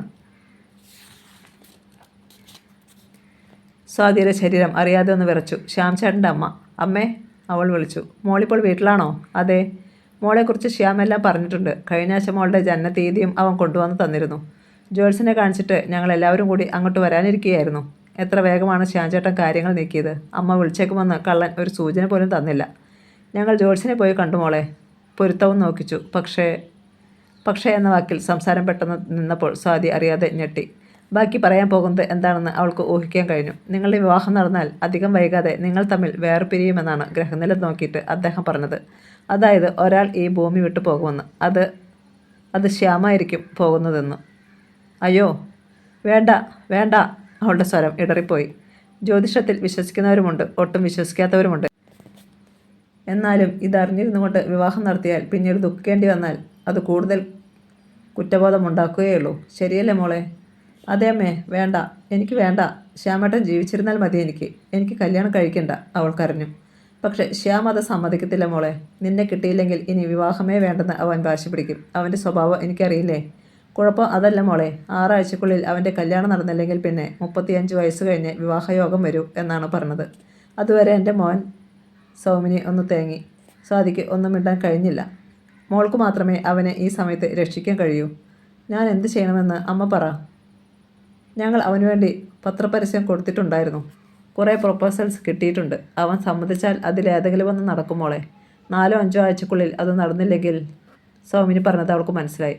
ശ്യാമേട്ടനോട് ഞാൻ സംസാരിക്കാം, അമ്മ വിഷമിക്കണ്ട, ഞാൻ സമ്മതിപ്പിക്കാം. ശരി മോളെ, അമ്മയോട് വെറുപ്പ് തോന്നല്ലേ. മോൾക്ക് നല്ലൊരു കല്യാണം കിട്ടാൻ അമ്മ പ്രാർത്ഥിക്കാം. എന്നെങ്കിലും മോൾ ഇതുവഴി പോവുകയാണെങ്കിൽ അമ്മയെ വിളിക്കണം, നമുക്ക് കാണാം. കരയാതിരിക്കാൻ സ്വാതി പാടുപെട്ടു. ശരി അമ്മേ. അവൾ പെട്ടെന്ന് കോൾ കട്ട് ചെയ്തു. എന്തെല്ലാം പ്രതീക്ഷകളായിരുന്നു, സ്വപ്നങ്ങളായിരുന്നു, എല്ലാം ഒറ്റ നിമിഷം കൊണ്ട് തകർന്നു നിലംപതിച്ചല്ലോ. വേണ്ട, ഞാനായിട്ട് ശ്യാമേട്ടനെ മരണത്തിലേക്ക് തള്ളിവിടുകയില്ല. ആ അമ്മയ്ക്ക് മകനെ നഷ്ടപ്പെടാതിരിക്കട്ടെ. ഇപ്പോൾ ബാങ്കിലായിരിക്കും ശ്യാമേട്ടൻ. താമസ സ്ഥലത്തേക്ക് വരുമ്പോൾ 8 മണി കഴിയും. ആ നേരത്തെ വിളിച്ച് സംസാരിക്കാം. അവൾക്ക് സങ്കടം സഹിക്കാൻ കഴിഞ്ഞില്ല. വീട്ടിൽ അപ്പോൾ വേറെ ആരും ഇല്ലാത്തത് നന്നായി എന്ന് അവൾക്ക് തോന്നി. മതി വരുവോളം അവൾ കരഞ്ഞു. ചേരവള്ളിയിൽ പോയിട്ട് പത്മിനി വന്നപ്പോഴും സ്വാതി കിടക്കുകയായിരുന്നു. കലങ്ങിയ കണ്ണുകളും കരഞ്ഞു വീർത്ത മുഖവും കണ്ടപ്പോൾ പത്മിനി ഞെട്ടി. എന്താ മോളെ, എന്തു പറ്റി നിനക്ക്? ഞാൻ പോയ ശേഷം എന്ത് സംഭവിച്ചു? ഒന്നുമില്ലമ്മേ. പത്മിനിയുടെ മനസ്സിലൂടെ പെട്ടെന്ന് വേണ്ടാത്ത ഒരു ചിന്ത പാഞ്ഞു പോയി. മോൾ ഒറ്റയ്ക്കായിരുന്നല്ലോ ഇവിടെ. നിന്നെ ആരെങ്കിലും ഉപദ്രവിക്കാൻ വന്നോ മോളെ? ഇല്ലമ്മേ. പിന്നെ എന്തിനാ നീ കരഞ്ഞത്? അമ്മയെ എങ്ങനെ ആദ്യ പിടിപ്പിക്കാതെ? ആ ശ്യാമേട്ടൻ്റെ അമ്മ കുറച്ച് മുമ്പേ വിളിച്ചായിരുന്നു. ശ്യാമിനെക്കുറിച്ച് അവൾ പത്മിനിയോട് മാത്രം പറഞ്ഞിട്ടുണ്ടായിരുന്നു. നല്ല ബന്ധമായിരിക്കുമെന്ന് പത്മിനിക്ക് തോന്നുകയും ചെയ്തതാണ്. എന്തിന്? സൗമിനി ടീച്ചർ പറഞ്ഞ കാര്യങ്ങളെല്ലാം അവൾ അമ്മയെ അറിയിച്ചു. പത്മിനി സ്തബ്ധയായിരുന്നു. നമുക്ക് വേണ്ട മോളെ ആ ബന്ധം. അത് ശരിയാവത്തില്ല. എന്തിനാ വെറുതെ മനസ്സമാധാനം കളയുന്നേ? പക്ഷേ അമ്മേ. സ്വാതി പിന്നെയും കരഞ്ഞു. സാരമില്ല മോളെ, ജീവിതം ഇങ്ങനെ ആഗ്രഹിക്കുന്ന പലതും കയ്യിൽ കൊണ്ടുവന്ന് വെച്ച് തന്നിട്ട് തിരിച്ചെടുത്തോണ്ട് പോകും. ഈ വിഷമമൊക്കെ കുറേ കഴിയുമ്പോൾ മറക്കും. മനസ്സിന് അങ്ങനെയും ഒരു കഴിവുണ്ട്. പത്മിനി അവളെ ചേർത്ത് പിടിച്ചു. അമ്മയുടെ ചൂട് പറ്റി നിന്നപ്പോൾ അവൾക്ക് ഇത്തിരി ആശ്വാസം തോന്നി. രാത്രി 9 മണിയായപ്പോൾ മുറിയുടെ വാതിലടച്ചിട്ട് അവൾ ശ്യാംകുമാറിനെ വിളിച്ചു. എന്താ സ്വാതി ഈ നേരത്ത്? രാത്രിയിൽ അവൾ അയാളെ വിളിച്ചിട്ടേയില്ല. ശ്യാമേട്ടൻ്റെ അമ്മയും തന്നെ വിളിച്ചിരുന്നു. നിന്റെ നമ്പർ അമ്മ ഇന്ന് വാങ്ങിയിരുന്നു. നമുക്ക് ഒന്നിച്ചു ചേരാൻ പറ്റില്ല ശ്യാമേട്ടാ. അതെന്താ? ഞെട്ടലോടെ അയാൾ ചോദിച്ചു. സൗമിനി ടീച്ചർ പറഞ്ഞ കാര്യങ്ങൾ അവൾ ശ്യാംകുമാറിനോട് പറഞ്ഞു. മണ്ടത്തരം പറയാതെ പെണ്ണേ, എനിക്ക് ജ്യോതിഷത്തിലൊന്നും വിശ്വാസമില്ല. പക്ഷേ എനിക്ക് വിശ്വാസമുണ്ട് ശ്യാമേട്ടാ. അച്ഛനും അമ്മയും ശ്യാമേട്ടന് നല്ലൊരു പെണ്ണിനെ കണ്ടുപിടിച്ച് തരും. നമുക്ക് പിരിയാം. നമ്മൾ തമ്മിൽ കല്യാണം കഴിച്ചാൽ ഒരു ചുക്കും സംഭവിക്കാൻ പോകുന്നില്ല. അമ്മ പറഞ്ഞത് കേട്ട് നീ അത് വിശ്വസിക്കേണ്ട. ഞാൻ നിൻ്റെ വീട്ടിലേക്ക് വരാം, എല്ലാവരുമായി സംസാരിക്കാം. വേണ്ട ശ്യാമേട്ടാ, ഇവിടെ അമ്മയോട് ഞാൻ എല്ലാം പറഞ്ഞു. വേണ്ടെന്നാണ് അമ്മയുടെ അഭിപ്രായവും. എനിക്ക് വിഷമമൊന്നുമില്ല, ഞാൻ മറക്കാൻ ശ്രമിച്ചോളാം. സ്വാതി, നല്ല സുഖമുള്ള സ്വപ്നങ്ങൾ നമ്മൾ ഉറക്കത്തിൽ കാണാറില്ലേ? മുഴുമിക്ക് മുമ്പേ നമ്മൾ ഞെട്ടി ഉണർന്നു പോകും. ഇതും അങ്ങനെ ഞാൻ വിചാരിച്ചോളാം. എൻ്റെ ഗ്രഹനില ഞാൻ ഇപ്പം തന്നെ നിനക്ക് വാട്സപ്പ് ചെയ്യാം. വീട്ടിൽ പറഞ്ഞ് അവിടെയുള്ള ഏതെങ്കിലും ജോൾസിനെ കൊണ്ട് പൊരുത്തം നോക്കിക്കേ. ചേരില്ല എന്നാണ് അവിടെയും പറയുന്നതെങ്കിൽ. അടുത്ത നിമിഷം തന്നെ കമ്പ്യൂട്ടറിൽ തയ്യാറാക്കിയ ഒരു ഗ്രഹനിലയും ശ്യാമിൻ്റെ ജനനത്തീയതിയും വാട്സപ്പിൽ വന്നു. സ്വാതി അക്കാര്യം പത്മിനിയോട് പറഞ്ഞു. മോൾ അതിങ്ങ് കുറിച്ചതാ. അമ്മ നാളെ ശാന്തകുമാരി ചേച്ചിയുടെ അടുത്തൊന്ന് പോകാം. ചേച്ചി എന്ത് പറയുന്നതെന്ന് അറിയാമല്ലോ. നാട്ടിലുള്ള ഒരു ജ്യോതിഷിയാണ് ശാന്തകുമാരി. ഇടയ്ക്കൊക്കെ ചില കാര്യങ്ങൾ അറിയാൻ അവരുടെ അടുത്ത് പത്മിനി പോകാറുണ്ട്. പിറ്റേന്ന് സ്വാതി കോച്ചിങ് സെൻറ്ററിൽ പോയില്ല. അമ്മയുടെ കൂട്ടുകാരിയുടെ മകളുടെ കല്യാണത്തിൽ പങ്കെടുക്കാൻ ചെല്ലാമെന്ന് നേരത്തെ സമ്മതിച്ചതാണെങ്കിലും അവൾ വീട്ടിൽ തന്നെ ഇരുന്നു. ഉച്ച കഴിഞ്ഞ് ശാന്തകുമാരിയെ കാണാനായി പത്മിനി പോയി. ശ്യാംകുമാറിൻ്റെയും സ്വാതിയുടെയും ഗ്രഹനിലകൾ പരിശോധിച്ച് നോക്കി അവൾ. ഇത് വേണ്ട പത്മിനി, വിരഹവും വേർപാടുമൊക്കെയാണ് കാണുന്നത്, അവർ അറിയിച്ചു. പത്മിനി ഒന്ന് നെടുവീർപ്പിട്ടു. തലേ ദിവസം രാത്രിയിൽ തന്നെ ഗാഥ ബാഗിൽ വസ്ത്രങ്ങൾ എടുത്തു വെച്ചു. നാളെ ഓഫീസിൽ നിന്നും അല്പം നേരത്തെ ഇറങ്ങി വീട്ടിലേക്ക് പോകാനായിരുന്നു അവളുടെ ഉദ്ദേശം. മറ്റന്നാൾ അടുത്ത പെണ്ണുകാണൽ നടക്കുന്നു. അവൾ ബാഗ് ഒരുക്കുന്നതിന് നോക്കി ഫൗസിയ നിശബ്ദയായിരുന്നു. മണി 10 കഴിഞ്ഞിരുന്നതിനാൽ ഹോസ്റ്റലിലെ മറ്റു മുറികളിൽ ലൈറ്റ് അണഞ്ഞിരുന്നു. മിക്കവരും ഉറങ്ങിക്കഴിഞ്ഞിരുന്നു. ആദർശ് നിന്നെ വിളിച്ചോ? ഓർമ്മയിൽ വന്നപ്പോൾ ഫൗസിയ ചോദിച്ചു. ഇന്നും വിളിച്ചിരുന്നു. എന്നും വിളിക്കാറുണ്ട്, പക്ഷേ ഞാൻ കോൾ എടുക്കാറില്ല. പറയാനുള്ളതെല്ലാം പറഞ്ഞു കഴിഞ്ഞതാണ്. പിന്നെ സംസാരിച്ചിട്ട് കാര്യമില്ലല്ലോ. പുള്ളിക്ക് നല്ല വിഷമം കാണും. എനിക്ക് വിഷമമില്ലെന്നാണോ? മുഖം തിരിച്ച് ഗാഥ അവളെ നോക്കി. അതല്ല ഞാൻ പറഞ്ഞത്. ഇനി ഒരു മടങ്ങിപ്പോക്കില്ല ഫൗസി. അത് അസാധ്യമാണ്. ഞാനത് അംഗീകരിച്ചു കഴിഞ്ഞു. അതുകൊണ്ട് ഇനി എൻ്റെ മനസ്സ് ചാഞ്ചാടുകയില്ല. ബാഗ് അടച്ചു വെച്ച് അവൾ ബെഡിലിരുന്നു. ബാങ്ക് ഓഫീസറാണ്. അച്ഛനും അമ്മയും ടീച്ചേഴ്സ്. ഒരു അനിയത്തി. അമ്മ ഹാപ്പിയാണ്. ഇത് നടക്കണേ എന്നാണ് അമ്മയുടെയും ആഗ്രഹം. നിൻ്റെയോ? ഗാഥ മെല്ലെ മുഖം കുനിച്ചു. ഒരു പക്ഷേ എല്ലാം നല്ലതിനാണെന്ന് വിചാരിക്കണം ഗാഥേ. ചില കാര്യങ്ങളൊക്കെ നടക്കാതെ പോകുന്നതിൻ്റെ പിന്നിലും തമ്പുരാൻ്റെ കൈകൾ പ്രവർത്തിക്കുന്നുണ്ട്. അതെ, ഞാനും അങ്ങനെ വിശ്വസിക്കുന്നു. അവൾ ലൈറ്റണച്ച് ഉറങ്ങാൻ കിടന്നു. നാളെ ശനി. 4 മണിക്ക് ബസ് കിട്ടിയാൽ 8 മണിക്ക് മുമ്പ് വീട്ടിലെത്താൻ കഴിയും. ഞായറാഴ്ച രാവിലെ 10 മണിയാകുമ്പോഴേക്ക് ആറന്മുളയിൽ നിന്ന് അവർ വരുമെന്നാണ് അമ്മ പറഞ്ഞത്. അമ്മയുടെ സംസാരം നിറയെ സന്തോഷമാണ്. ആരോടോ വാശി തീർത്തതുപോലെയോ ആരെയോ തോൽപ്പിച്ചതുപോലെയോ തോന്നും. ആലോചിച്ച് കിടന്നു. ഗാഥ എപ്പോഴോ ഉറങ്ങി. പിറ്റേന്ന് രാവിലെ ഓഫീസിലേക്ക് പോയപ്പോൾ എയർ ബാഗും കയ്യിലെടുത്തു. ഹോസ്റ്റലിൽ വന്നിട്ട് പോയാൽ പിന്നെയും വൈകും. അന്ന് അല്പം നേരത്തെ പോകാൻ അനുവാദം വാങ്ങി അവൾ 4 മണിക്ക് മുമ്പ് ഓഫീസിൽ നിന്നിറങ്ങി. 2 ബസ് മാറിക്കയറി 8 മണിയായപ്പോൾ അവൾ ശൂരനാട് വീട്ടിലെത്തി. ആറന്മുളയിൽ നിന്ന് ഇന്നും വിളിച്ചിരുന്നു മോളെ. 2ഓ 3ഓ മുഹൂർത്തവുമായിട്ടാണ് അവർ നാളെ വരാൻ പോകുന്നത്. നമുക്ക് സൗകര്യമുള്ള ഒരെണ്ണം സെലക്ട് ചെയ്യാൻ, യമുന പറഞ്ഞു. തമ്മിൽ കാണും മുമ്പേ എല്ലാം തീരുമാനിച്ചോ? ഗാഥ ചോദിച്ചു. അവർ തീരുമാനിച്ചതുപോലെയാണ്. ബാങ്ക് ഓഫീസറാണെന്ന് പറഞ്ഞിട്ട് കാര്യമൊന്നുമില്ല. ചേച്ചിക്ക് നല്ല മാച്ചാണെങ്കിൽ സമ്മതിച്ചാൽ മതി. അതായത് കാണാൻ നല്ല സുന്ദരൻ. അത് കേട്ടു നിന്ന് അപർണ പറഞ്ഞു.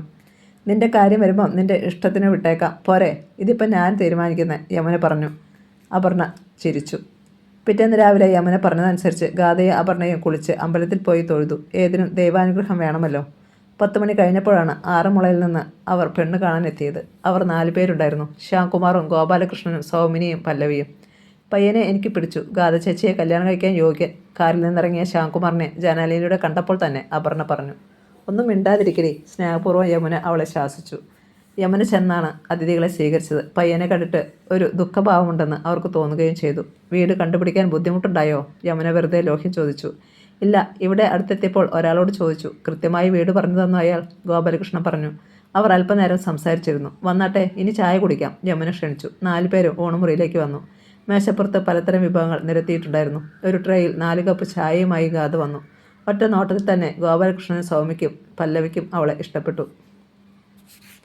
ശ്യാംകുമാർ അശ്രദ്ധനായി ഇരുന്നതേയുള്ളൂ. മോൾ എറണാകുളത്താണ് അല്ലേ? സൗമിനി ചോദിച്ചു. അതെ, അവൾ മറുപടി പറഞ്ഞു. ഇന്നലെ വന്നോ? ഗോപാലകൃഷ്ണൻ ചോദിച്ചു. അതെ, ഓഫീസിൽ നിന്ന് നേരത്തെ ഇറങ്ങി. ചായ കുടിക്കുന്നതിനിടയിൽ അവർ ഗാഥയോടും പലതും ചോദിച്ചു മനസ്സിലാക്കി. ശ്യാം അവളെ ഒന്ന് നോക്കിയെങ്കിലും നിശബ്ദനായി ഇരുന്നതേയുള്ളൂ. ഇനി അവർക്കെന്തെങ്കിലും സംസാരിക്കാനുണ്ടെങ്കിൽ. ഗോപാലകൃഷ്ണൻ എഴുന്നേറ്റു. അത് കണ്ട് സൗമിനിയും പല്ലവിയും എഴുന്നേറ്റു. ഊണുമുറിയിൽ ശ്യാമിനെയും ഗാഥയെയും മാത്രമാക്കിയിട്ട് എല്ലാവരും സ്ഥലം വിട്ടു. ഒരു നിമിഷത്തെ കനത്ത നിശബ്ദത. ഗാഥ മുഖമുയർത്തി നോക്കിയപ്പോൾ ശ്യാം അവളെ തന്നെ നോക്കി നിൽക്കുകയായിരുന്നു. ഗാഥയ്ക്ക് എന്തെങ്കിലും വിഷമമുണ്ടോ? അയാൾ ചോദിച്ചു. എന്തേ അങ്ങനെ ചോദിക്കാൻ? അവൾ ആരാഞ്ഞു. മുഖം കണ്ടപ്പോൾ അങ്ങനെ തോന്നി. ഇതേ ചോദ്യം ഞാൻ അങ്ങോട്ട് ചോദിച്ചാലോ? അയാളുടെ മറുപടിക്ക് വേണ്ടി ഗാഥ കാത്തു. ഗാഥയുടെ ചോദ്യം കേട്ട ശ്യാം ഒന്ന് ചിരിച്ചു. പക്ഷേ അതൊരു വിളറിയ ചിരിയായിരുന്നു. എനിക്കങ്ങനെ പ്രത്യേകിച്ച് വിഷമമൊന്നുമില്ല, അയാൾ പറഞ്ഞു. പക്ഷേ എനിക്ക് അങ്ങനെയല്ല തോന്നിയത്. സമ്മതിച്ചു കൊടുക്കാൻ ഗാഥ തയ്യാറായില്ല. അതെന്താ? കണ്ടപ്പം മുതൽ ഞാൻ ശ്രദ്ധിക്കുന്നു, എന്തോ ഒരു താല്പര്യമില്ലായ്മ, ആരുടെയും നിർബന്ധത്തിന് വഴങ്ങി വന്നതുപോലെ. അങ്ങനെയൊന്നുമില്ല. പക്ഷേ ഗാഥയുടെ മുഖം കണ്ടപ്പോൾ എനിക്കും ഇതേ ഫീലിംഗാണ് ഉണ്ടായത്. അവളൊന്ന് ചിരിച്ചു. നമ്മൾ തുല്യ ദുഃഖിതരാണെന്നാ പറഞ്ഞു വരുന്നത്. ആണോ? അയാൾ ചോദിച്ചു. ആണെങ്കിൽ നമ്മൾ തമ്മിൽ നല്ല ചേർച്ചയായിരിക്കും. ഗാഥയുടെ വാക്കുകൾ അയാൾക്ക് ഇഷ്ടപ്പെട്ടു. ജ്യോതിഷത്തിൽ വിശ്വാസമുണ്ടോ? പൊടുന്നനെ ശ്യാം ചോദിച്ചു. ഇല്ലെന്ന് ഞാൻ പറഞ്ഞാൽ കള്ളമായിരിക്കും. നമ്മുടെ ജാതകങ്ങൾ തമ്മിൽ പരിശോധിച്ചപ്പോൾ നല്ല ചേർച്ചയുണ്ടെന്നാണത്രേ ജ്യോത്സ്യൻ പറഞ്ഞത്. അത് നന്നായി, അവൾ പറഞ്ഞു. അതെന്താ? താൻ പാതി ദൈവം പാതി എന്നാണല്ലോ. ദൈവം പാതി ശരിയാക്കിയിട്ടുണ്ട്. ബാക്കി താൻ പാതി കൂടി ശരിയാക്കിയാൽ മതിയല്ലോ. തമാശകാരിയാണെന്ന് തോന്നുന്നല്ലോ. അയാൾ പുഞ്ചിരിച്ചു. അയ്യോ, എനിക്കൊട്ടും വശമില്ലാത്ത കാര്യമാണത്. അതുപോട്ടെ, ഒരു കാര്യം ചോദിച്ചാൽ തുറന്നു പറയണം, അയാൾ ആവശ്യപ്പെട്ടു. എന്താണ്? നമ്മൾ തമ്മിൽ നല്ല ചേർച്ചയായിരിക്കും എന്ന് ഗാഥയ്ക്ക് തോന്നുന്നുണ്ടോ? ചേർച്ചയില്ലാതിരിക്കാൻ ഞാൻ കാരണമൊന്നും കാണുന്നില്ല. ഇത് വേണ്ടായിരുന്നെന്ന് പിന്നീട് തോന്നരുത്. എനിക്കും ഇത് തന്നെയാണ് പറയാനുള്ളത്. വേണ്ടപ്പെട്ടവർ ഇനി ബാക്കിയുള്ള കാര്യങ്ങൾ തീരുമാനിക്കട്ടെ, അല്ലേ? അതെ. നമ്പർ തന്നാൽ ഞാൻ വിളിക്കാം.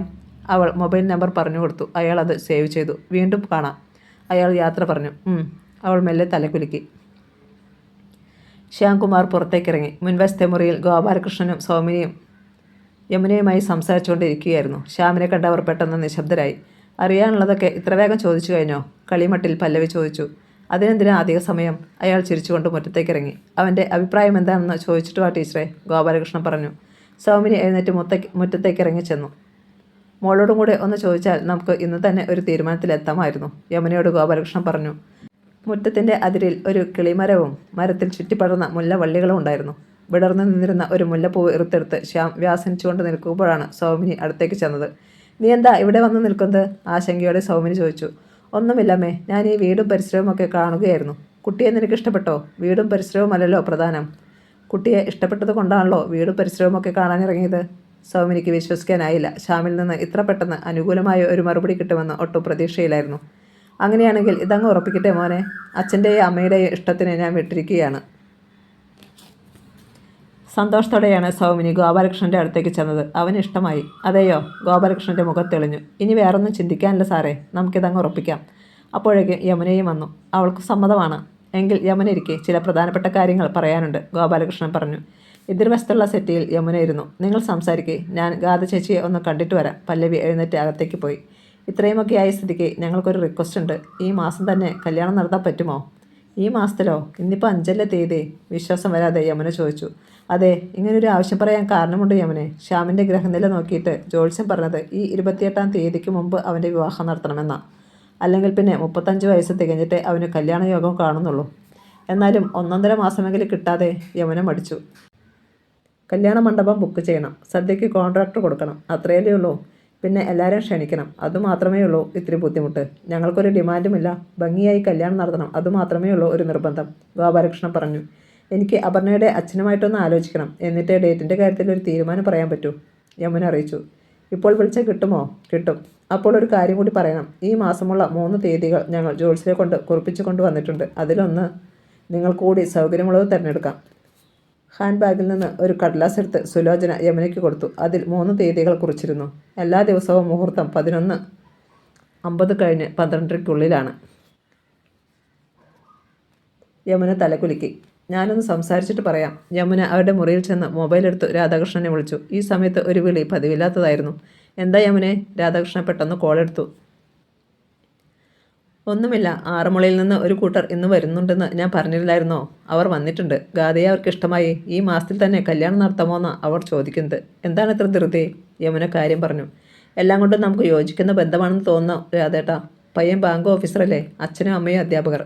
മോൾക്കും പയ്യനെ ഇഷ്ടപ്പെടുകയും ചെയ്തു. ഇത്ര ചുരുങ്ങിയ സമയത്തിനുള്ളിൽ കല്യാണം നടത്തുക എന്ന് പറഞ്ഞാൽ, അതും സഹായത്തിന് ആരുമില്ലാതെ. അക്കാര്യത്തിൽ നീ വിഷമിക്കേണ്ട, ഞാൻ വരാം. രാധേട്ടന് ലീവ് കിട്ടുമോ? വിശ്വാസം വരാതെ യമുന ചോദിച്ചു. അവർ പറയുന്ന ഡേറ്റ് ഏതാണ്? ഗോപാലകൃഷ്ണൻ കൊടുത്ത കടലാസ് യമുന തുറന്നു നോക്കി. 3 ഡേറ്റ് അവർ കുറിച്ചുകൊണ്ട് വന്നിട്ടുണ്ട്. ആദ്യത്തേത് 21-ാം തീയതിയാണ്, രണ്ടാമത്തേത് 27, മൂന്നാമത്തേത് 29.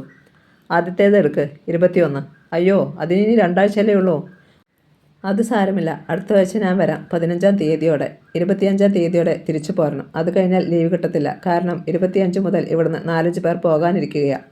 വരണേ, അല്ലെങ്കിൽ ഞാൻ ഒറ്റയ്ക്ക് വരാം. അപ്പോഴേക്ക് നീ ബാക്കിയുള്ള കാര്യങ്ങൾ അറേഞ്ച് ചെയ്താൽ മതി. ശരി രാധേട്ടാ.